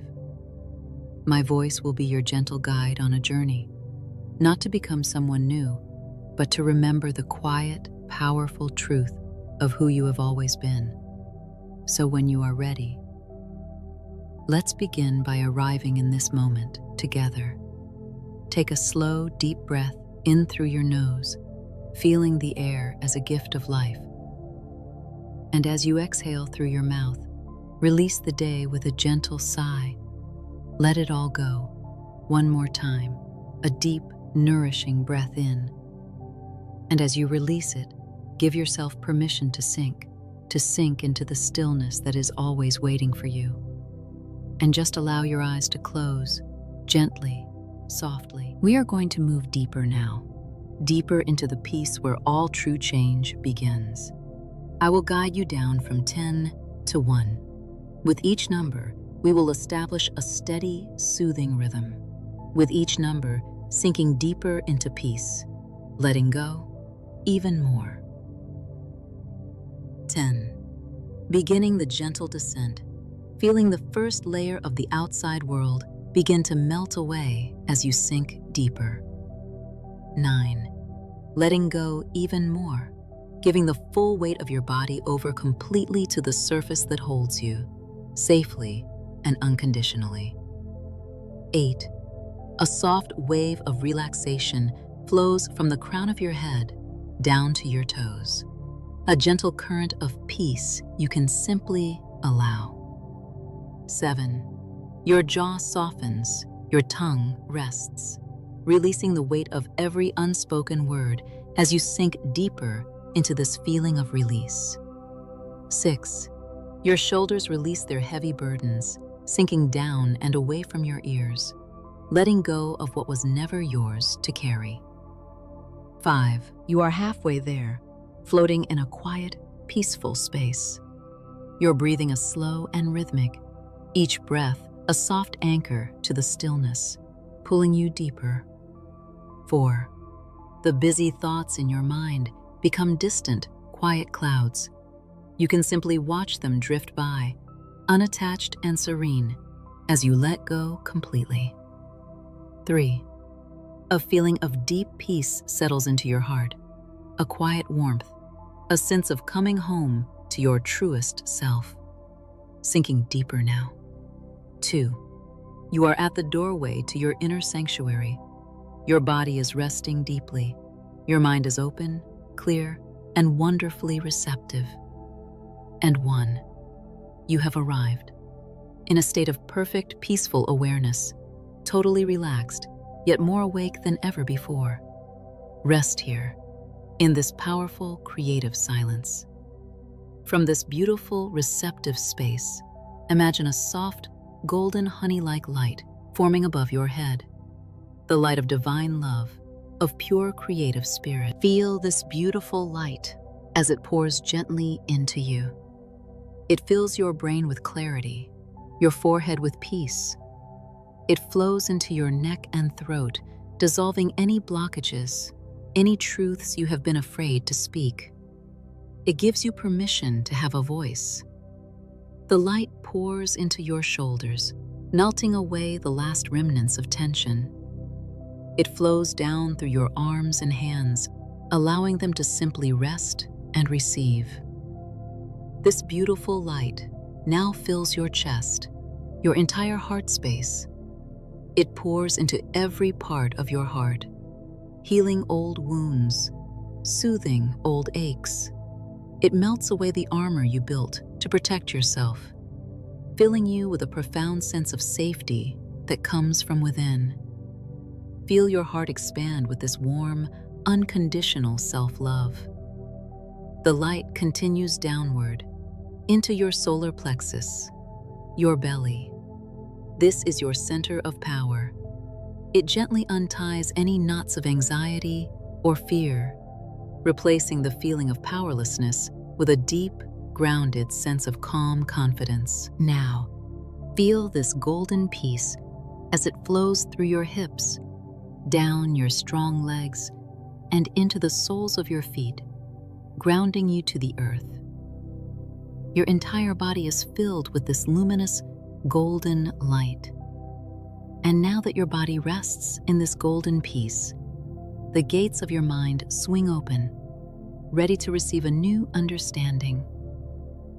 Before we plant a new garden, we must first understand the soil. There is a fundamental law that governs your entire reality. It is not a law of punishment or reward. It is a law of reflection. The great spiritual teacher, Florence Scovel Shinn, taught that the game of life is a game of boomerangs. Our thoughts, our words, and our deepest beliefs return to us, sooner or later with astounding accuracy. Your life, in this very moment, is the boomerang returning. It is the perfect harvest of seeds you have been planting with your belief, whether you knew you were the gardener or not. Let your mind gently drift over the landscape of your life. Think of the woman who longs for deep, soulful love. She is kind, she is beautiful, she is worthy. But deep in the soil of her subconscious mind, a tiny, thorny seed of belief was planted long ago. A belief that says, true love is rare, or I have to work hard to be chosen, or men always leave. So she dates. She puts herself out there. She meets wonderful people who, for some reason, are emotionally unavailable, or who are not looking for commitment, or who, just as things become intimate and real, disappear. Her outer world presents her with person after person who perfectly validates her deepest, quietest belief. The boomerang returns with painful accuracy. She says, "See, I was right. Men always leave." And she is not wrong. In her reality, they do. Think of the woman who is brilliant and dreams of financial ease, of abundance. But in the hidden corners of her heart, she carries a belief inherited from her family, from society, that says, money is the root of all evil, or you have to struggle to make a living. So, an unexpected bill always arrives with a bonus. A promising client pulls out at the last minute.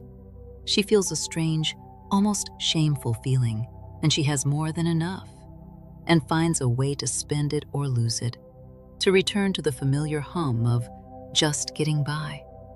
The boomerang of lack returns again and again. This is not a story of your failure. Listen closely to this truth. This is the story of your immense, untapped, God-given power. You are already an expert at this. You are a master creator. Your current life is the undeniable proof. You have been using this law perfectly, flawlessly, your entire life. You have been commanding your subconscious mind, and it has been obeying you with the unwavering loyalty of a devoted servant. It has never questioned your orders. It has only ever said yes. When you believed you were not worthy of that love, it said yes and drew to you experiences to prove it. When you believed that money was scarce and hard to come by, it said yes and orchestrated circumstances to make it true. Do you feel the power in that? This is not a reason for shame. This is the key, the master key, that reveals that the door was never locked. You were simply holding the key upside down. The transformation you seek does not require you to learn a new skill. It requires you to consciously, lovingly, give your loyal servant a new set of instructions. And that is what we are here to do now. In this quiet, receptive state, let us step into the garden of your mind. You are the divine gardener. You hold the power to choose what grows here. Today, we plant anew. And so, before we plant this first, most precious seed, let us consecrate this moment with a breath. Together, take a slow, deep breath in, gathering all your intention. And as you exhale, release any lingering doubt. You are now standing on holy ground, your own. Now, let us plant the seed of abundance. Imagine holding a seed of pure golden light in your hand. Place it gently into the rich soil of your mind, and as you do, water it with these words of truth. Repeat them silently in your heart. Divine intelligence is my unfailing and immediate supply. All that is mine by divine right now comes to me, under grace, in perfect ways. Let's mark this next act with another sacred breath. A breath to clear the space for a new truth to be born. Breathe in deeply and let it go. Now, let us plant the seed of purpose. Take another seed of golden light. This one holds the divine blueprint for your unique joy. Plant it gently and water it with this decree. I am a perfect divine idea in the mind of God, and I am now directed to my perfect self-expression. My path is cleared. My way is lit. And for this final, most powerful seed, one last, deep, conscious breath. Breathe in the courage to trust, and exhale the need to control. Now, let us plant the seed of trust. Take this final, brilliant seed of light, plant it in the very center of your garden, and water it with this ultimate decree of faith. Every plan my Father has not planned is now dissolved and dissipated. The divine design of my life now comes to pass. Now, just pause here for a moment. Breathe into that truth. Let these words, These powerful seeds settle deep into the soil of your mind. Feel the profound peace of this surrender, the quiet joy of trusting the process. This feeling is the sacred sunshine that will make them grow. Your new garden has been planted. Before we begin the journey back, take one last slow, deep breath right here. With this breath, you anchor the peace, the truth, and the vibrant life of this new garden deep within your being, sealing this sacred work. And now, it is time to gently return, bringing this entire golden, peaceful, powerful feeling back with you. I will count up from 1 to 5. 1. The golden light within you concentrates, becoming a radiant, steady sun in your heart, a source of strength and peace you can feel all day. 2. You become aware of your breath again. Each breath in anchors this new feeling of wholeness. Each breath out releases any remaining doubt. 3. A gentle aliveness returns to your body. Wiggle your fingers and your toes, feeling life and movement stirring within you. 4. This peaceful energy now begins to sparkle with vibrancy. Feel a sense of calm, focused power rising within you. You are centered, clear, and ready. 5. Your consciousness is now fully awake and alert. Your mind is bright, your spirit is lifted. When you are ready, and only when you are ready, you can gently open your eyes. Welcome back. You are here, but you are not the same. You have remembered your power. Now, a final word of loving encouragement for the journey ahead. As you walk through your day, you may notice the outer world has not yet changed. The old reality may still seem to be there. Do not be discouraged. This is the most sacred part of the process. Imagine you have been living in a house painted a dreary, lifeless gray. For years, you believed this was the only color available. Today, in this meditation, you have painted your inner world a brilliant, radiant gold. But when you open your eyes, the outer walls are still gray. The temptation is to say, "See, it didn't work. My world is gray." And to repaint your inner world back to the familiar gray to match it. Do not do this. The discomfort you feel is the dissonance between the new truth you are holding within and the old reality that is not yet caught up. This friction is the engine of change. The outer world is simply a shadow. It takes time for the object to turn before the shadow reflects its new position. This space between your inner shift and your outer manifestation is the sacred lag time. It is a test of your faith. Hold true to your inner vision. Keep feeling the feeling of the golden room, even when you are standing in the gray one. The gray paint will begin to chip away. The old reality will begin to dissolve. It must. It is the law. The gray walls were never solid. They were only ever a projection of your gray belief. You are the divine gardener. Your only work today is to tend to the feeling of the wish fulfilled, to walk through your day with a quiet, joyful confidence that your good is already on its way. And whenever you feel a moment of doubt or an old belief trying to creep back in, simply close your eyes, place a hand on your heart, and ask yourself this one powerful question. What seed am I choosing to water right now, in this moment? The choice is always yours. Go and enjoy the abundant, beautiful life that you deserve.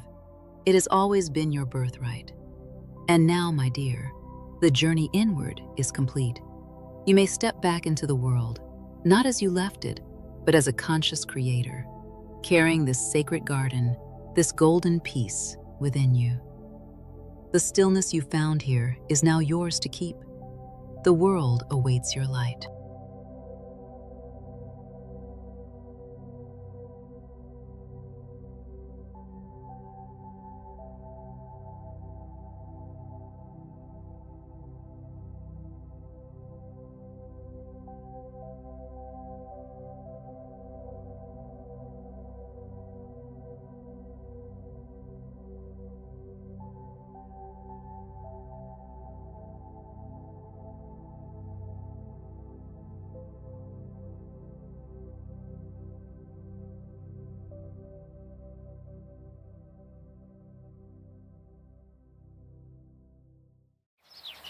We stand this moment at the edge of transformation, a place where the soul, if willing, can trade its worn garments for new ones woven in the light of truth.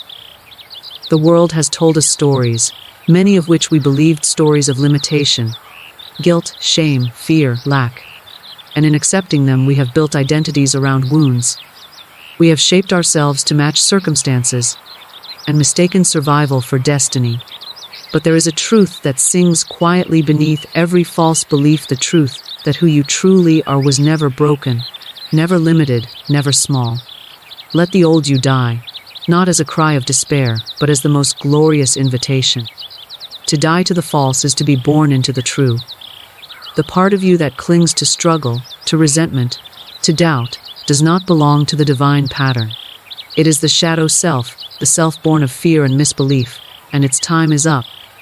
You were never meant to walk through life carrying the weight of a self, image molded by disappointment. The law of life is progress, and you cannot move forward dragging corpses of who you used to be. The old you, the one that hesitated, apologized for existing, chased approval, feared the unknown, served a purpose once. It was the scaffolding, but now the temple is ready to rise. There is power in your word. When you declare that the old you is no more, heaven listens. Divine order steps in to sweep away the debris. You need not understand how the change will come, only that it must, and it will. Speak the word, and the invisible forces move. Align yourself with your higher self, the one that has waited patiently behind every misstep, every tear, every dark night. The subconscious mind has been loyal to your previous commands. If you told it you were unworthy, it agreed. If you insisted life was hard, it obeyed. But now you declare a new law: I am made new. I release what no longer serves. I rise into the image held of me in divine mind, perfect, whole, radiant, and free. Do not be surprised when the old falls away. Do not mourn the familiar pain. It is only the cracking of the shell that reveals the gold within. The so-called losses, the endings, the closed doors, they are the necessary funerals for versions of you that no longer fit the life you are now ready to live. Speak blessing over them and let them go. You are not your past, you are not your patterns. You are not the identity shaped by trauma or scarcity or fear. You are the beloved child of infinite intelligence, and your birthright is freedom, expansion, joy, and success. Let the old you die, so that the real you can rise, fully clothed in grace, lit from within by truth, and destined to walk boldly in the direction of your dreams. The first step toward transformation begins with a quiet, but revolutionary act: releasing false identities rooted in fear and limitation. These identities are not the truth of who you are, but masks shaped by misunderstanding, trauma, and the repetition of error thoughts. They cling to the soul like heavy garments, not because they belong to us, but because we were taught to wear them. From childhood, the world begins its subtle indoctrination, offering images of ourselves that reflect its own confusions. You were told you had to earn love, that you had to strive for approval, that life was a struggle, and that you were somehow lacking. Not enough, not worthy, not capable. These beliefs became the bricks of a false self, a counterfeit personality built in reaction to fear rather than in alignment with divine truth. This false self is subtle. It does not shout, it whispers. It shows up in hesitation, in the instinct to apologize before you even speak, in the need to explain your joy or hide your pain. It speaks through self-doubt disguised as humility and insecurity dressed as modesty. It tells you to settle, to stay quiet, to avoid the unknown. It warns you against dreaming too big or loving too deeply. These identities are illusions, born not of your soul's essence, but of experiences misinterpreted through the lens of fear. They are not sins, but misunderstandings, and misunderstandings can be corrected. The spiritual truth is that you are not defined by your past or the labels placed upon you by others. You are not your mistakes, not your circumstances, not even your thoughts, especially not the fearful ones. You are a spiritual being, whole and powerful, shaped in the image of infinite intelligence. But to embody that truth, you must let go of the false. You must consciously, deliberately, and daily release every idea of yourself that contradicts the divine pattern. This is not a one-time act but a spiritual discipline, a cleansing of the subconscious.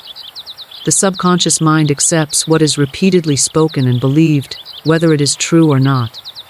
If you have long believed that you are not enough, your subconscious has faithfully created experiences to match that belief. The law is impersonal.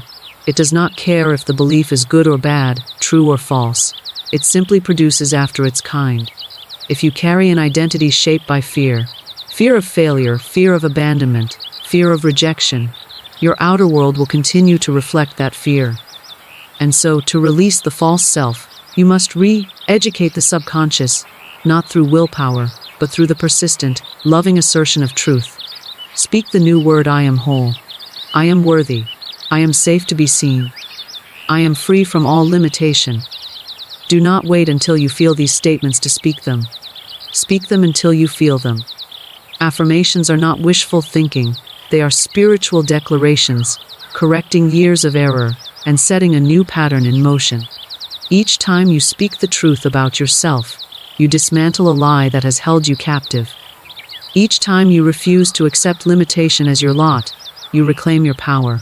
And this reclamation requires courage. Releasing a false identity often feels like death because you are shedding something familiar. Even if the identity is painful, it is known, and the ego clings to the known. There is comfort in predictability, even if it is harmful. But you must trust that what awaits on the other side is not loss, but liberation. The divine self has been buried, not destroyed. It waits for your invitation, for your willingness to stop identifying with wounds, and to start identifying with wisdom. There is a divine pattern for your life, one of harmony, love, creativity, and abundance. The false identity blocks this pattern from manifesting because it is out of alignment with truth. When you see yourself as unworthy, the good prepared for you cannot reach you. Not because it is not available, but because you are not open to receive. When you insist that struggle is your destiny, the law of life has no choice but to obey. The divine cannot override your word. Your word is law. So the first work is not to fix your circumstances, but to correct your identification. Who do you believe you are? Who have you been told you are? Who have you accepted yourself to be? Begin there. You will know the false identity by its fruit. It brings anxiety, tension, resistance, and confusion. It repeats negative patterns. It keeps you small. It makes you question your desires and delay your dreams. It thrives in chaos and quiet suffering. But the moment you decide that you are done with it, truly done, it begins to loosen its grip. It may fight to stay, but it cannot stand against sustained truth. The truth is not fragile. The truth does not argue. It simply is, and it waits for your recognition. Sometimes releasing the false self involves letting go of roles you've played. The overgiver, the martyr, the perfectionist, the one who never asks for help. These roles may have brought temporary safety or approval, but they are prisons in disguise. You were not born to live by other scripts.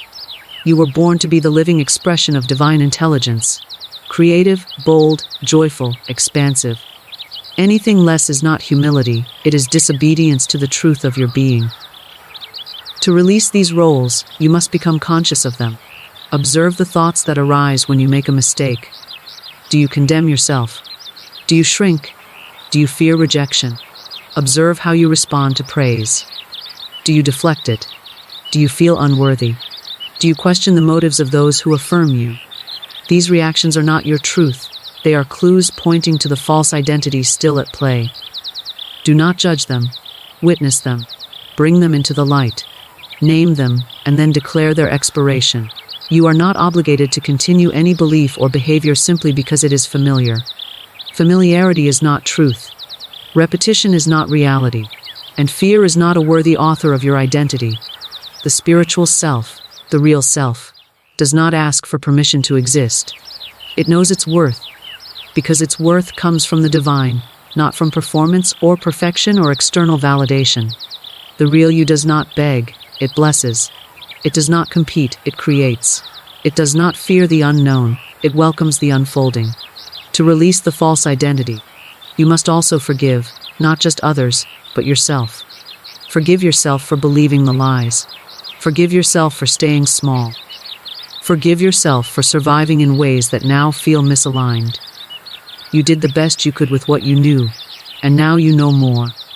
Now you see clearly, and in this clarity is your freedom. The spiritual journey is not about becoming something new. It is about unlearning everything that told you were not already divine. You must also guard your energy. The false identity thrives in environments that reinforce limitation, toxic conversations, fear-based media, relationships built on dependency or control. As you begin to affirm your true self, you will feel naturally repelled by these influences. Trust that. Trust the inner guidance that says, "This no longer serves." Trust the voice that says, "You were made for more." That voice is the real you. Not the fearful whisper, but the steady, loving knowing beneath it. It is not arrogance to say, "I am not who I once believed I was." It is clarity. It is the most sacred form of self-recognition. And in recognizing the false, you make space for the real. The old thoughts may still come, but they no longer rule. The old patterns may still appear, but they no longer define. You become the observer, the chooser, the speaker of new truths. This is the great turning. The moment you stop reacting to life and begin creating it from the truth of your being. To release false identities rooted in fear and limitation is to awaken from a long sleep. It is to rise from the hypnotic spell of the world's illusions and begin, at last, to remember who you are. These false identities are not the essence of you. They are imposters, habits of thought, and feeling that have settled over your soul like layers of dust. They were formed not from the divine idea of you, but from reactions to life's misunderstandings, painful moments, and unchallenged beliefs. You did not come into this world as fear. You did not begin your life with doubt, insecurity, or shame. Those were taught. Those were acquired. And anything acquired can be released. The soul is inherently perfect. It is the world, the noise of conditioning, the echoes of ancestral wounds, that taught you to believe you were anything less. The moment you were told you weren't enough, you received an idea. The moment you were criticized for being too loud, too sensitive, too bold, too much, you accepted an image. That image, repeated in thought, became belief, and belief, repeated in action, became identity.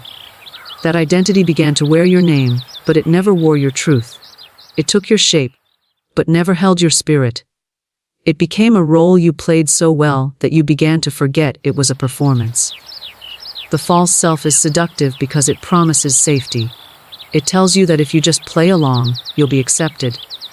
If you shrink a little, no one will hurt you. If you stay quiet, you won't be rejected. If you don't hope too much, you won't be disappointed. These lies are easy to believe when you are tired, when you are hurting, when life has conditioned you to expect less. But they are still lies. And every lie believed becomes a limitation. Every limitation worn too long becomes a prison. And the prison always feels familiar, which is why you may not realize you are in one. The work begins when you start to ask, whose voice is this in my head? The one that says you can't. The one that warns you not to try. The one that insists you are not lovable, not worthy, not ready. That voice does not belong to the divine. It belongs to an old pattern. It echoes past rejection, past fear, past survival strategies that once protected you, but now only contain you. You are not your wound. You are not your trauma. You are not your history. You are the one who has survived all of that. You are the one who watched it, felt it, walked through it, and is still standing. And anything you can observe within yourself, you have the power to release. There is no freedom in maintaining an identity that was built on fear. You may have worn it so long it feels like skin, but it is only a costume, and you can take it off. It might feel risky. It might feel as though letting go of who you thought you were will leave you empty, unanchored. But the truth is, your true self has never left you. It has only been waiting for the false self to step aside. It has watched with infinite patience. It has whispered in your quietest moments, there is more to you. There is something deeper. There is something truer. You were never meant to live a life of shrinking and apologizing and fearing the sound of your own name. To release these false identities, you must become very still. You must listen. The stillness is not emptiness, it is clarity. It is in the silence that you begin to hear the lies you've believed. You may notice them in the way you speak about yourself. The jokes you make that hide pain, the stories you tell that diminish your worth. You may find them in the decisions you don't make, the dreams you delay, the joy you deny. Every time you hesitate, because you believe you are not enough, you are seeing the shadow of the false self at work. The process of release is not a violent one. It is not a battle. It is an unveiling. It is the gentle undoing of what was never real to begin with. You don't have to fight the old self. You only have to stop feeding it. Stop agreeing with it. Stop rehearsing the thoughts that keep it alive. You do not need to analyze every wound or revisit every memory. Simply notice what no longer fits. The moment you say, "This is not who I am," you begin to dissolve the spell. Your word is power. Your attention is power. What you refuse to energize begins to weaken. This is why self-awareness is sacred. It is not indulgence. It is liberation. When you become aware of the patterns that bind you, you become free to choose a different path. When you recognize a thought as false, it loses its grip. The old beliefs will not like being challenged. They may scream louder at first. They may try to convince you that you are betraying something. Your family, your past, your comfort zone. But you are not betraying anything real. You are simply refusing to worship what is no longer true. There will be grief in the process, because you are saying goodbye to the version of yourself that carried you through. That version tried to keep you safe. It learned how to cope. It found ways to survive. It deserves your gratitude, but it does not need to remain in charge. You are no longer in the place where that identity is necessary. The storm has passed, but you are still walking with your umbrella open. It is time to fold it up. It is time to step out into the sun. Each time you release a false identity, you make space for the real you to emerge. And the real you is not afraid. The real you does not need to prove anything. The real you remembers that your worth is not earned. It is inherent. You do not need to perform or strive or explain. You simply need to allow. Allow yourself to believe that it is safe to be seen, safe to speak, safe to dream, safe to exist as you are, without the masks. The divine idea of you is not waiting to be created, it is waiting to be revealed. The world may resist your shedding of the old self.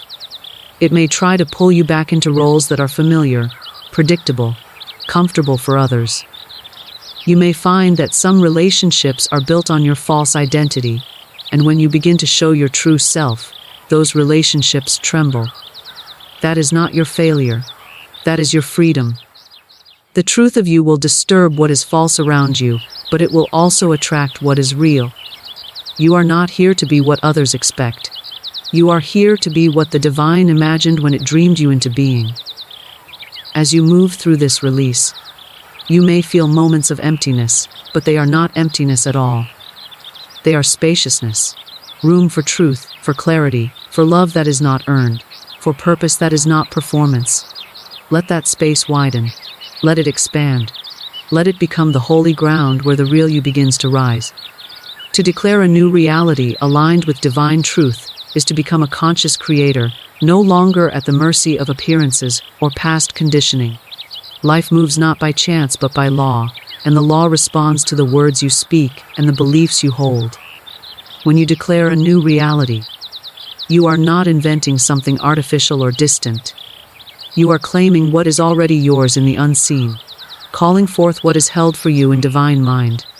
This is not fantasy, nor is it mere positive thinking. It is the sacred science of speaking truth over illusion until illusion yields. The world you see is a reflection of your internal state. Your dominant thoughts, your habitual words, your unconscious assumptions, all of them shape the landscape of your life. You cannot think fear and expect peace. You cannot speak lack and expect abundance. You cannot rehearse failure and expect success. The law does not discriminate between what is wanted and what is feared. It only knows to manifest what is impressed upon it. So the work is to impress truth, to declare what is divinely real, even when appearances seem to contradict it. The spiritual law responds to faith, not facts. Facts change. Facts are mutable, temporary, shifting with conditions and circumstance. Truth is eternal. Divine truth is that you are whole. You are guided, you are provided for, you are loved beyond measure. To declare this, especially when the world says otherwise, is an act of spiritual power. It is not denial of reality. It is the refusal to agree with limitation. You are not here to describe what is. You are here to declare what will be, in alignment with what already is in the invisible. When you declare a new reality, you shift from reaction to creation. Instead of repeating what you see, you speak what you know to be true in spirit. If you are faced with illness, you declare health. If you are met with lack, you declare supply. If you feel fear, you declare love and protection. Not because your eyes see it yet, but because your soul knows it eternally. This is how the soul leads the body, how the spirit leads form. You do not wait to feel brave to speak truth. You speak truth until courage takes root. Your word is creative. It carries vibration, frequency, substance. Each word you speak is a seed, and every seed brings forth after its kind. If you continually speak of struggle, you plant struggle. If you declare grace, grace appears. Words are not casual in spiritual law, they are blueprints for manifestation. To speak carelessly is to create carelessly. To speak consciously is to invoke the divine blueprint into form. Begin each day with declaration. Say aloud what is real in God, and you will begin to see it reflected in your world. Your declaration must come from conviction, not mere repetition, but belief. If belief feels far away, start with willingness. Be willing to believe that something greater is possible. Be willing to believe that divine order is working, even if you do not yet see it. Your willingness creates an opening, and that opening is enough. The law does not need your perfection, it needs your agreement. Even a mustard seed of faith moves mountains. Speak your new reality even when your voice trembles. Speak it in the mirror. Speak it in silence. Speak it until the old narrative dissolves. You may feel resistance at first. The old beliefs will rise up like weeds. They will question your new declarations. They will say, "Who do you think you are?" They will whisper, "This is foolish, unrealistic, delusional." That is how the old programming fights for survival. It is not a sign to stop. It is a sign you are doing holy work. When you declare a new reality, you are dismantling decades of conditioning. You are rewriting the script that has kept you small.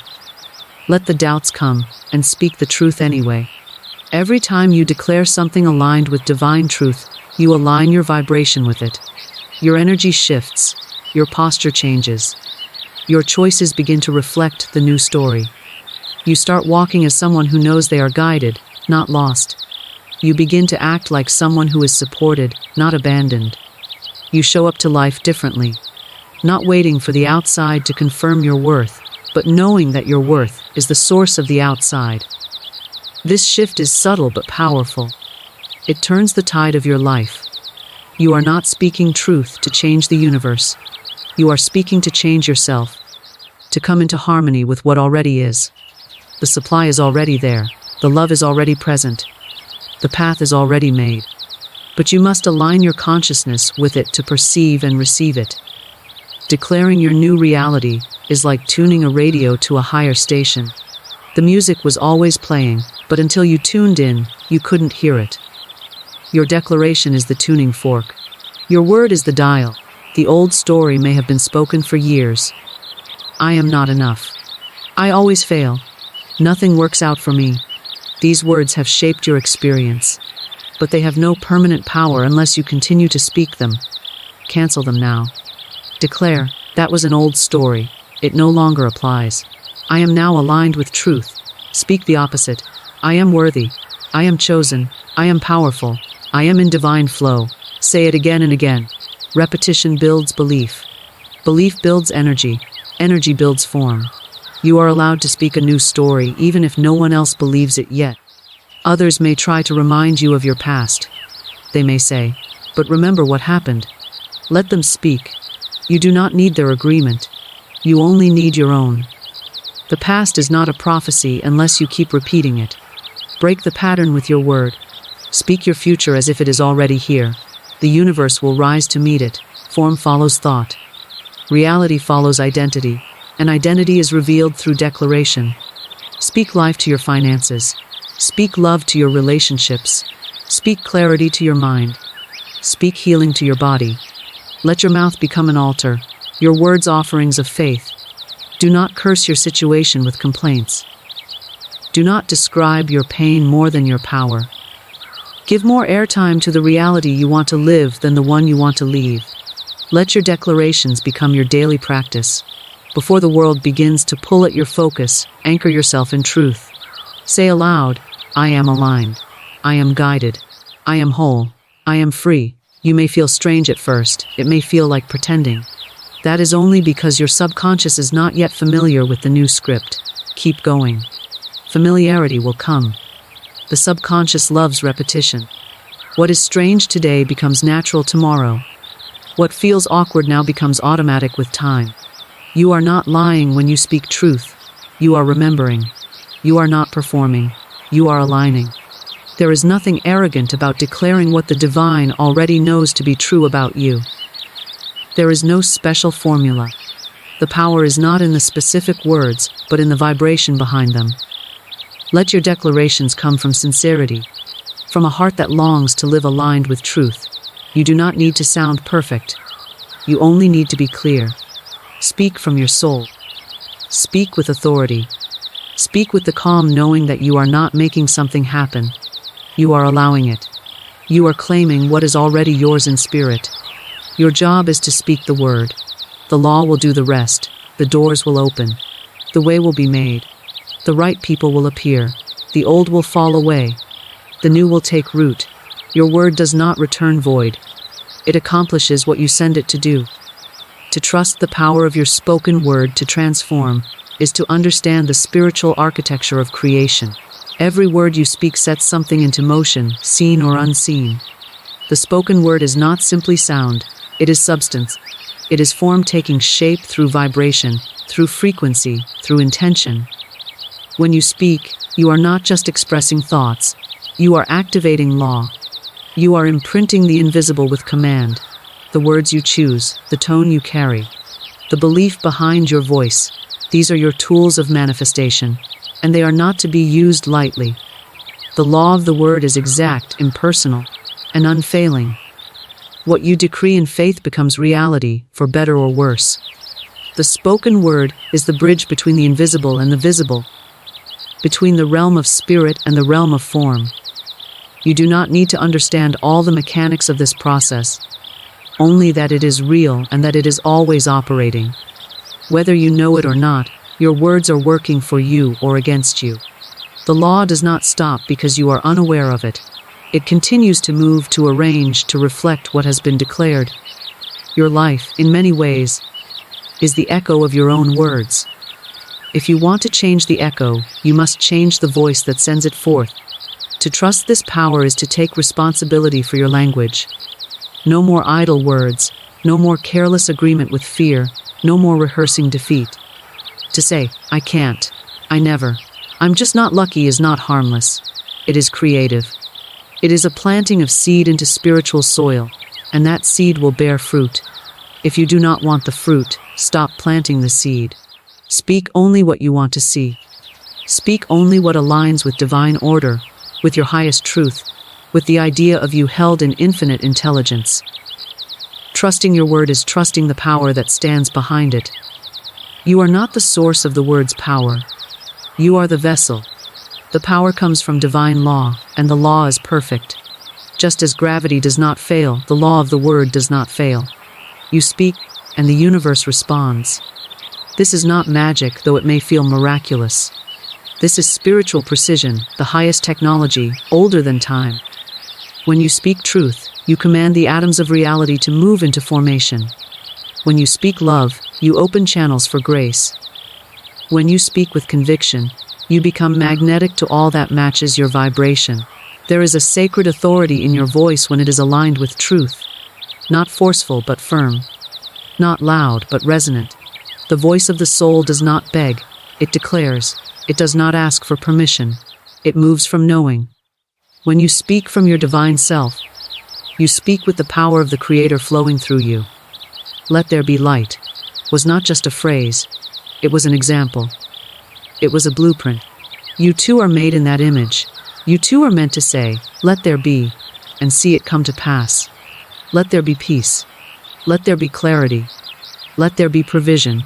Let there be joy. These are not wishes. They are commands issued in faith. You do not need to feel strong to speak strong. Speak anyway. Your emotions may fluctuate, but your word must remain steady. Your circumstances may test you, but your declarations must be unwavering. Say, "I am healed," even when your body is weary. Say, "I am guided," even when you feel uncertain. Say, "I am safe," even when fear tries to take root. You are not lying, you are affirming truth in the face of illusion. You are choosing to align with what is eternal rather than what is temporary. This is not denial, it is spiritual leadership. You are leading your life with your word. The subconscious listens to your voice. It does not question, it obeys. It does not analyze, it accepts. Whatever you say about yourself, it believes. If you constantly say, "I'm always tired," the body responds. If you say, "I never get a break," life arranges itself accordingly. But if you say, "Everything is working in my favor," the subconscious begins to filter reality through that lens. The subconscious is your silent partner, and it takes your words as instruction. Speak only what you want it to carry out. Speak only what you are ready to experience. Your words are spells in the most sacred sense. They are containers of energy. They either uplift or diminish, heal or harm, create or destroy. Every sentence is a direction to the universe. Every declaration is a design. What do you want to design? What world do you want to build with your voice? Speak as if your words matter, because they do. Speak as if every syllable is sacred, because it is.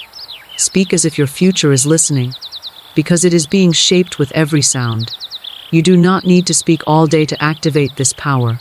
A few clear words, spoken with full intention, carry more power than hours of anxious repetition. Say it once and believe it. Let it settle into the field. Let the word do its work. Do not dig up the seed to see if it is growing. Speak, release, and trust. The law knows what to do. Your role is to speak and remain in harmony with what you've declared. That means thinking, acting, and feeling in alignment with your word. It is not enough to speak abundance and think scarcity. It is not enough to say, "I am love," and act in resentment.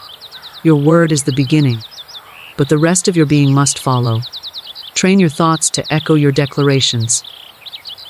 Move your body in ways that agree with your affirmations. Carry yourself as someone who trusts their own voice. There is no greater magnet for good than a soul who speaks truth and lives as though it cannot fail. Doubt may rise. Old beliefs may protest. You may feel tempted to speak of the problem again, to complain, to explain, to justify. Resist that urge. Do not give voice to what you do not wish to experience again.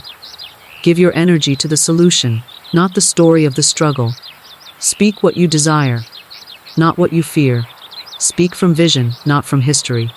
Speak from alignment, not from reaction. You are not alone when you speak truth. Heaven agrees with you. Divine law stands ready to support every righteous word. There is nothing you need to earn, nothing you need to chase.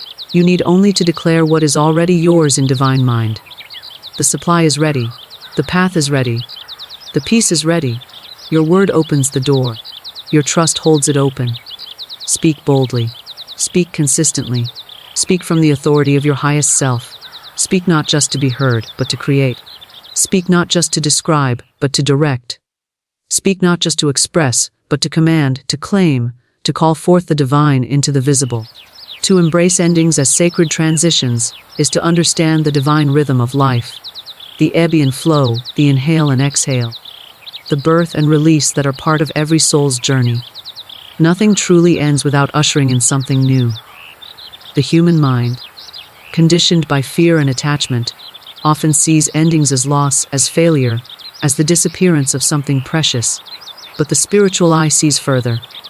It sees that an ending is simply a door, not a dead end. It is a portal, not a punishment.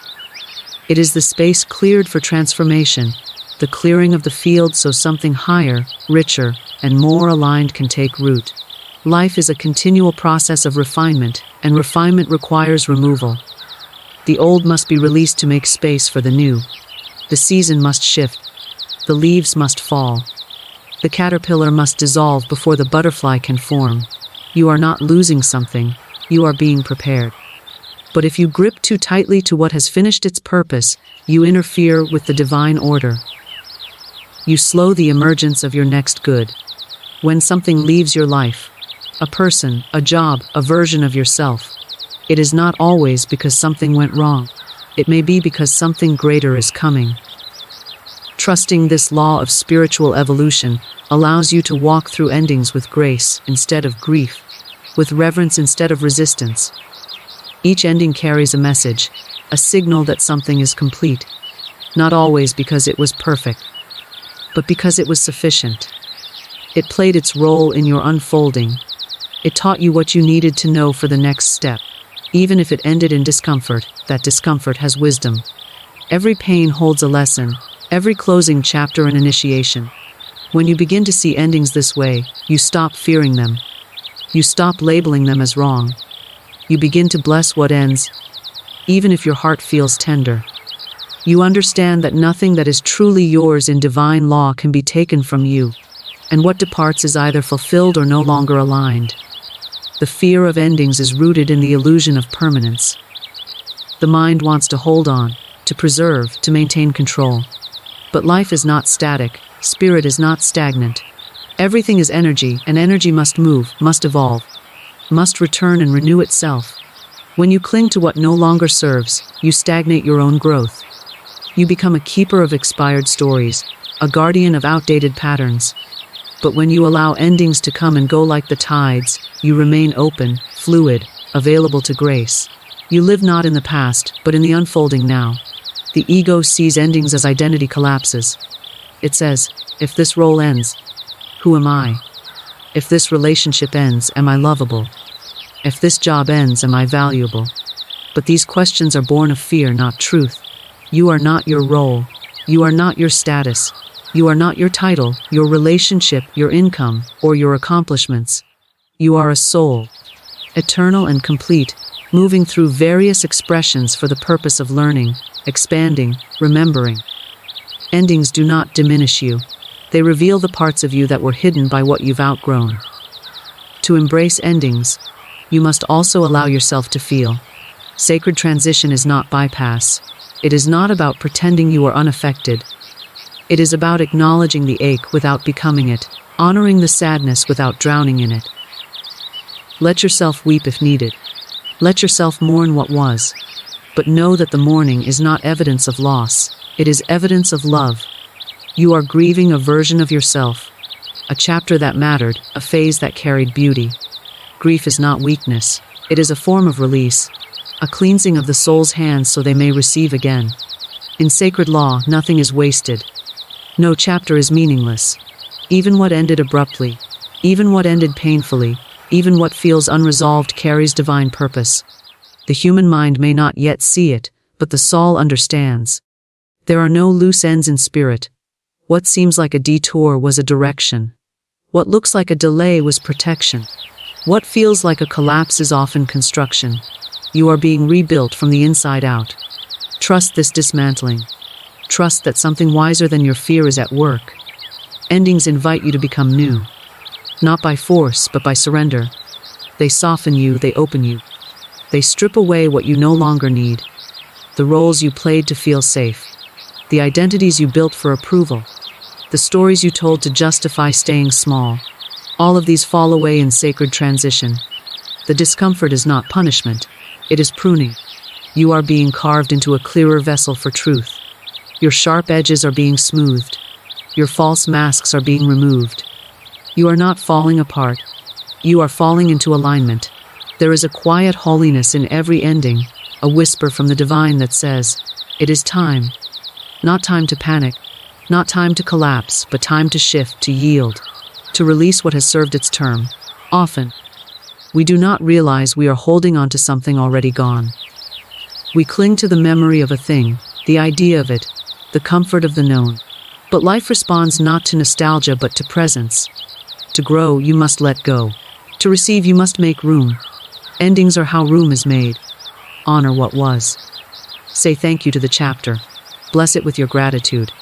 Whether it ended with a whisper or a roar, it shaped you. It brought you clarity. It moved you closer to yourself. Even if it came in the form of heartbreak or uncertainty, it came with purpose. Your job is not to judge it, but to trust it. Trust that the same force that opened your last door is guiding you to the next. Trust that divine timing is never late. Trust that endings are not punishments, but passages. Let your life be a series of sacred surrenders. The tighter you hold, the more you suffer. The more you trust, the freer you become. There is freedom in release. There is clarity in closure. There is beauty in the spaces between. The in-between is not empty. It is fertile. It is where the seeds of your next season are being planted. You may not see them yet, but they are there, buried beneath the soil of your surrender. Water them with patience. Tend to them with faith. Do not rush to fill the void. Let it teach you. Endings make room for revelation. They strip away distractions. They silence the noise. They bring you face to face with your own soul. In the quiet that follows a goodbye, you hear your deeper yes. You remember what matters. You realign with your truth. This is not regression. It is return. You are not starting over. You are starting deeper. With more wisdom, more presence, more power. Every time something leaves your life, ask not only why it left, but what it left behind in you. This is how you honor the sacredness of transition, not by resisting it, but by revering it. Not by clinging to the past, but by listening to what the ending is teaching. There is always a message. There is always a medicine. Sometimes the ending was necessary because you would not have left on your own. Sometimes it was the only way to realign you with your soul's path. Sometimes it was not the loss of something, but the lifting of an illusion. To embrace endings is to step into partnership with life itself. You are no longer merely reacting. You are dancing with the divine flow. You walk through the closing door not with dread, but with quiet certainty. You begin to recognize that nothing has gone wrong, even when it hurts. You no longer panic in the unknown. You pause. You listen, you allow. You let the fire purify, not destroy. You let the ashes teach you, not define you. You stand in the threshold of what was and what is becoming, and you say yes. To align with your higher self and divine destiny is to step into the sacred awareness that you are more than a personality, more than a body, more than the roles you've played or the stories you've believed. The higher self is the eternal part of you, untouched by fear, untouched by trauma, untouched by limitation. It is the part of you that remembers, the part of you that never forgot your worth, your power, your purpose. It carries the blueprint of your divine destiny, encoded within it like a seed already containing the full tree. When you align with this self, you come into harmony with the divine pattern. You begin to live not by default, but by design. You begin to move, speak, act, and choose from the wisdom of your soul instead of the conditioning of your past. This alignment does not require perfection. It requires willingness. Willingness to pause. Willingness to listen. Willingness to trust the deeper pull, even when it contradicts logic or familiarity. The voice of the higher self is not loud, it is consistent. It does not argue or beg. It does not shame or rush. It guides with a calm authority, a quiet knowing that cannot be explained yet feels unmistakably true. Often, it sounds like peace. Often, it feels like a subtle shift in the body, a yes that lives under the noise. But to hear it, you must first become still. You must quiet the demands of the ego, the distractions of the world, the clamor of fear. Alignment is not a destination. It is a practice, it is a daily returning, a continual choosing. Every moment offers you the chance to choose between the lower self, driven by fear, judgment, scarcity, and the higher self, anchored in love, clarity, abundance. The more often you choose from your higher self, the stronger its voice becomes. The more you act in harmony with divine truth, the more your outer life begins to reflect that harmony. Your relationships shift, your decisions become clearer, synchronicities appear. What once felt hard becomes effortless. This is not coincidence, it is coherence. Your internal alignment produces external alignment. Divine destiny is not something you have to chase. It is not a fixed path with only one right answer. It is a frequency you tune into, a stream you flow with, a pattern you attune to. It is the natural outworking of your alignment. When you are true to yourself, you cannot miss your purpose. When you are guided by the higher self, you do not have to force or manipulate or prove. You simply follow the next clear step. You listen for the quiet yes. You trust the inspired idea. You act on the inner nudge. And with each step, the path reveals itself. To align with your higher self is to stop asking the world for permission. You no longer seek validation from others to move forward. You no longer need everyone to understand you. You stop shrinking to fit into boxes that no longer hold your truth. You begin to recognize that the opinions of others are not your compass. The higher self is your compass. It does not look outside for direction. It turns inward and remembers. It remembers what brings you alive. It remembers your gifts. It remembers the vision planted in your heart before you were born. This alignment also requires the courage to let go. You may be called to release habits, roles, relationships, or ways of thinking that once felt essential to your identity. You may feel like something is falling away, and it is. What is falling away is not your truth. It is everything that was built on fear. Everything that no longer matches who you're becoming. The higher self does not bargain. It simply invites. It says, "Are you ready to live your truth?" And when you say yes, it begins the reordering. The divine destiny that belongs to you cannot arrive while you are holding on to what contradicts it. Trust becomes essential. The path of alignment is not always linear. It is not always clear to the mind. There will be seasons of waiting, moments of silence, stretches of uncertainty. But in those spaces, something deeper is taking place. You are being refined. You are being prepared. You are being shaped to carry the magnitude of your purpose. Divine timing is not about delay. It is about precision. The higher self operates according to spiritual law, not human urgency. And when it is time, the door opens with grace. What is truly yours cannot be withheld, but it will not arrive before you are ready to receive it fully. To align with your higher self is to trust your desires, not the shallow desires of ego, but the deep desires that come from the soul. Those desires are divine instructions. They are the language your destiny uses to get your attention.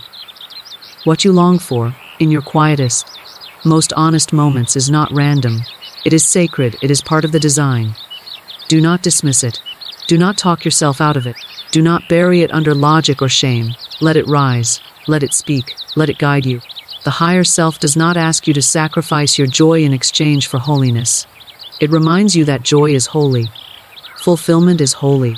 Purpose is not punishment. It is alignment. You begin to live with integrity, not just moral integrity, but energetic integrity. Your thoughts, your words, your actions, your choices, they begin to align. You stop betraying yourself. You stop making promises to everyone but you. You stop saying yes when you mean no. You no longer live in fragments. You become whole. And in that wholeness, you become powerful. The higher self does not need to dominate or control. It leads through presence. It magnetizes. It radiates. When you are aligned, you don't chase. You attract. You don't compete. You create. You don't react. You respond from truth. This path also demands compassion. You are not here to shame your past self.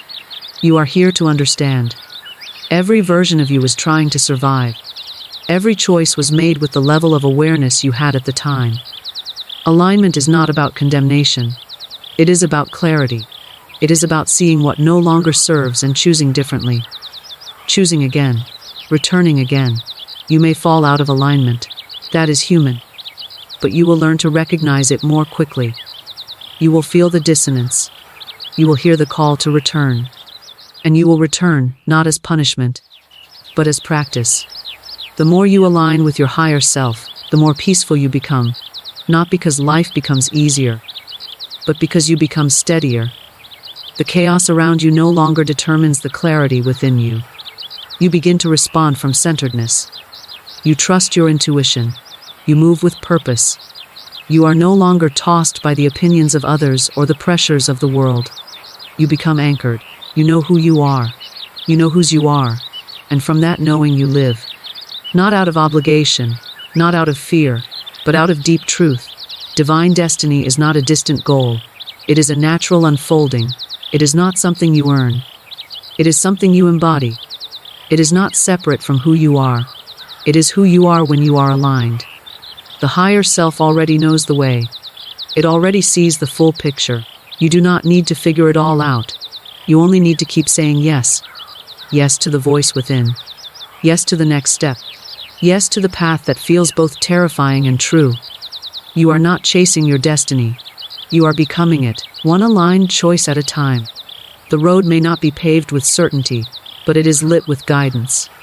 The light is always present, even when your eyes are adjusting. You are not lost. You are being led.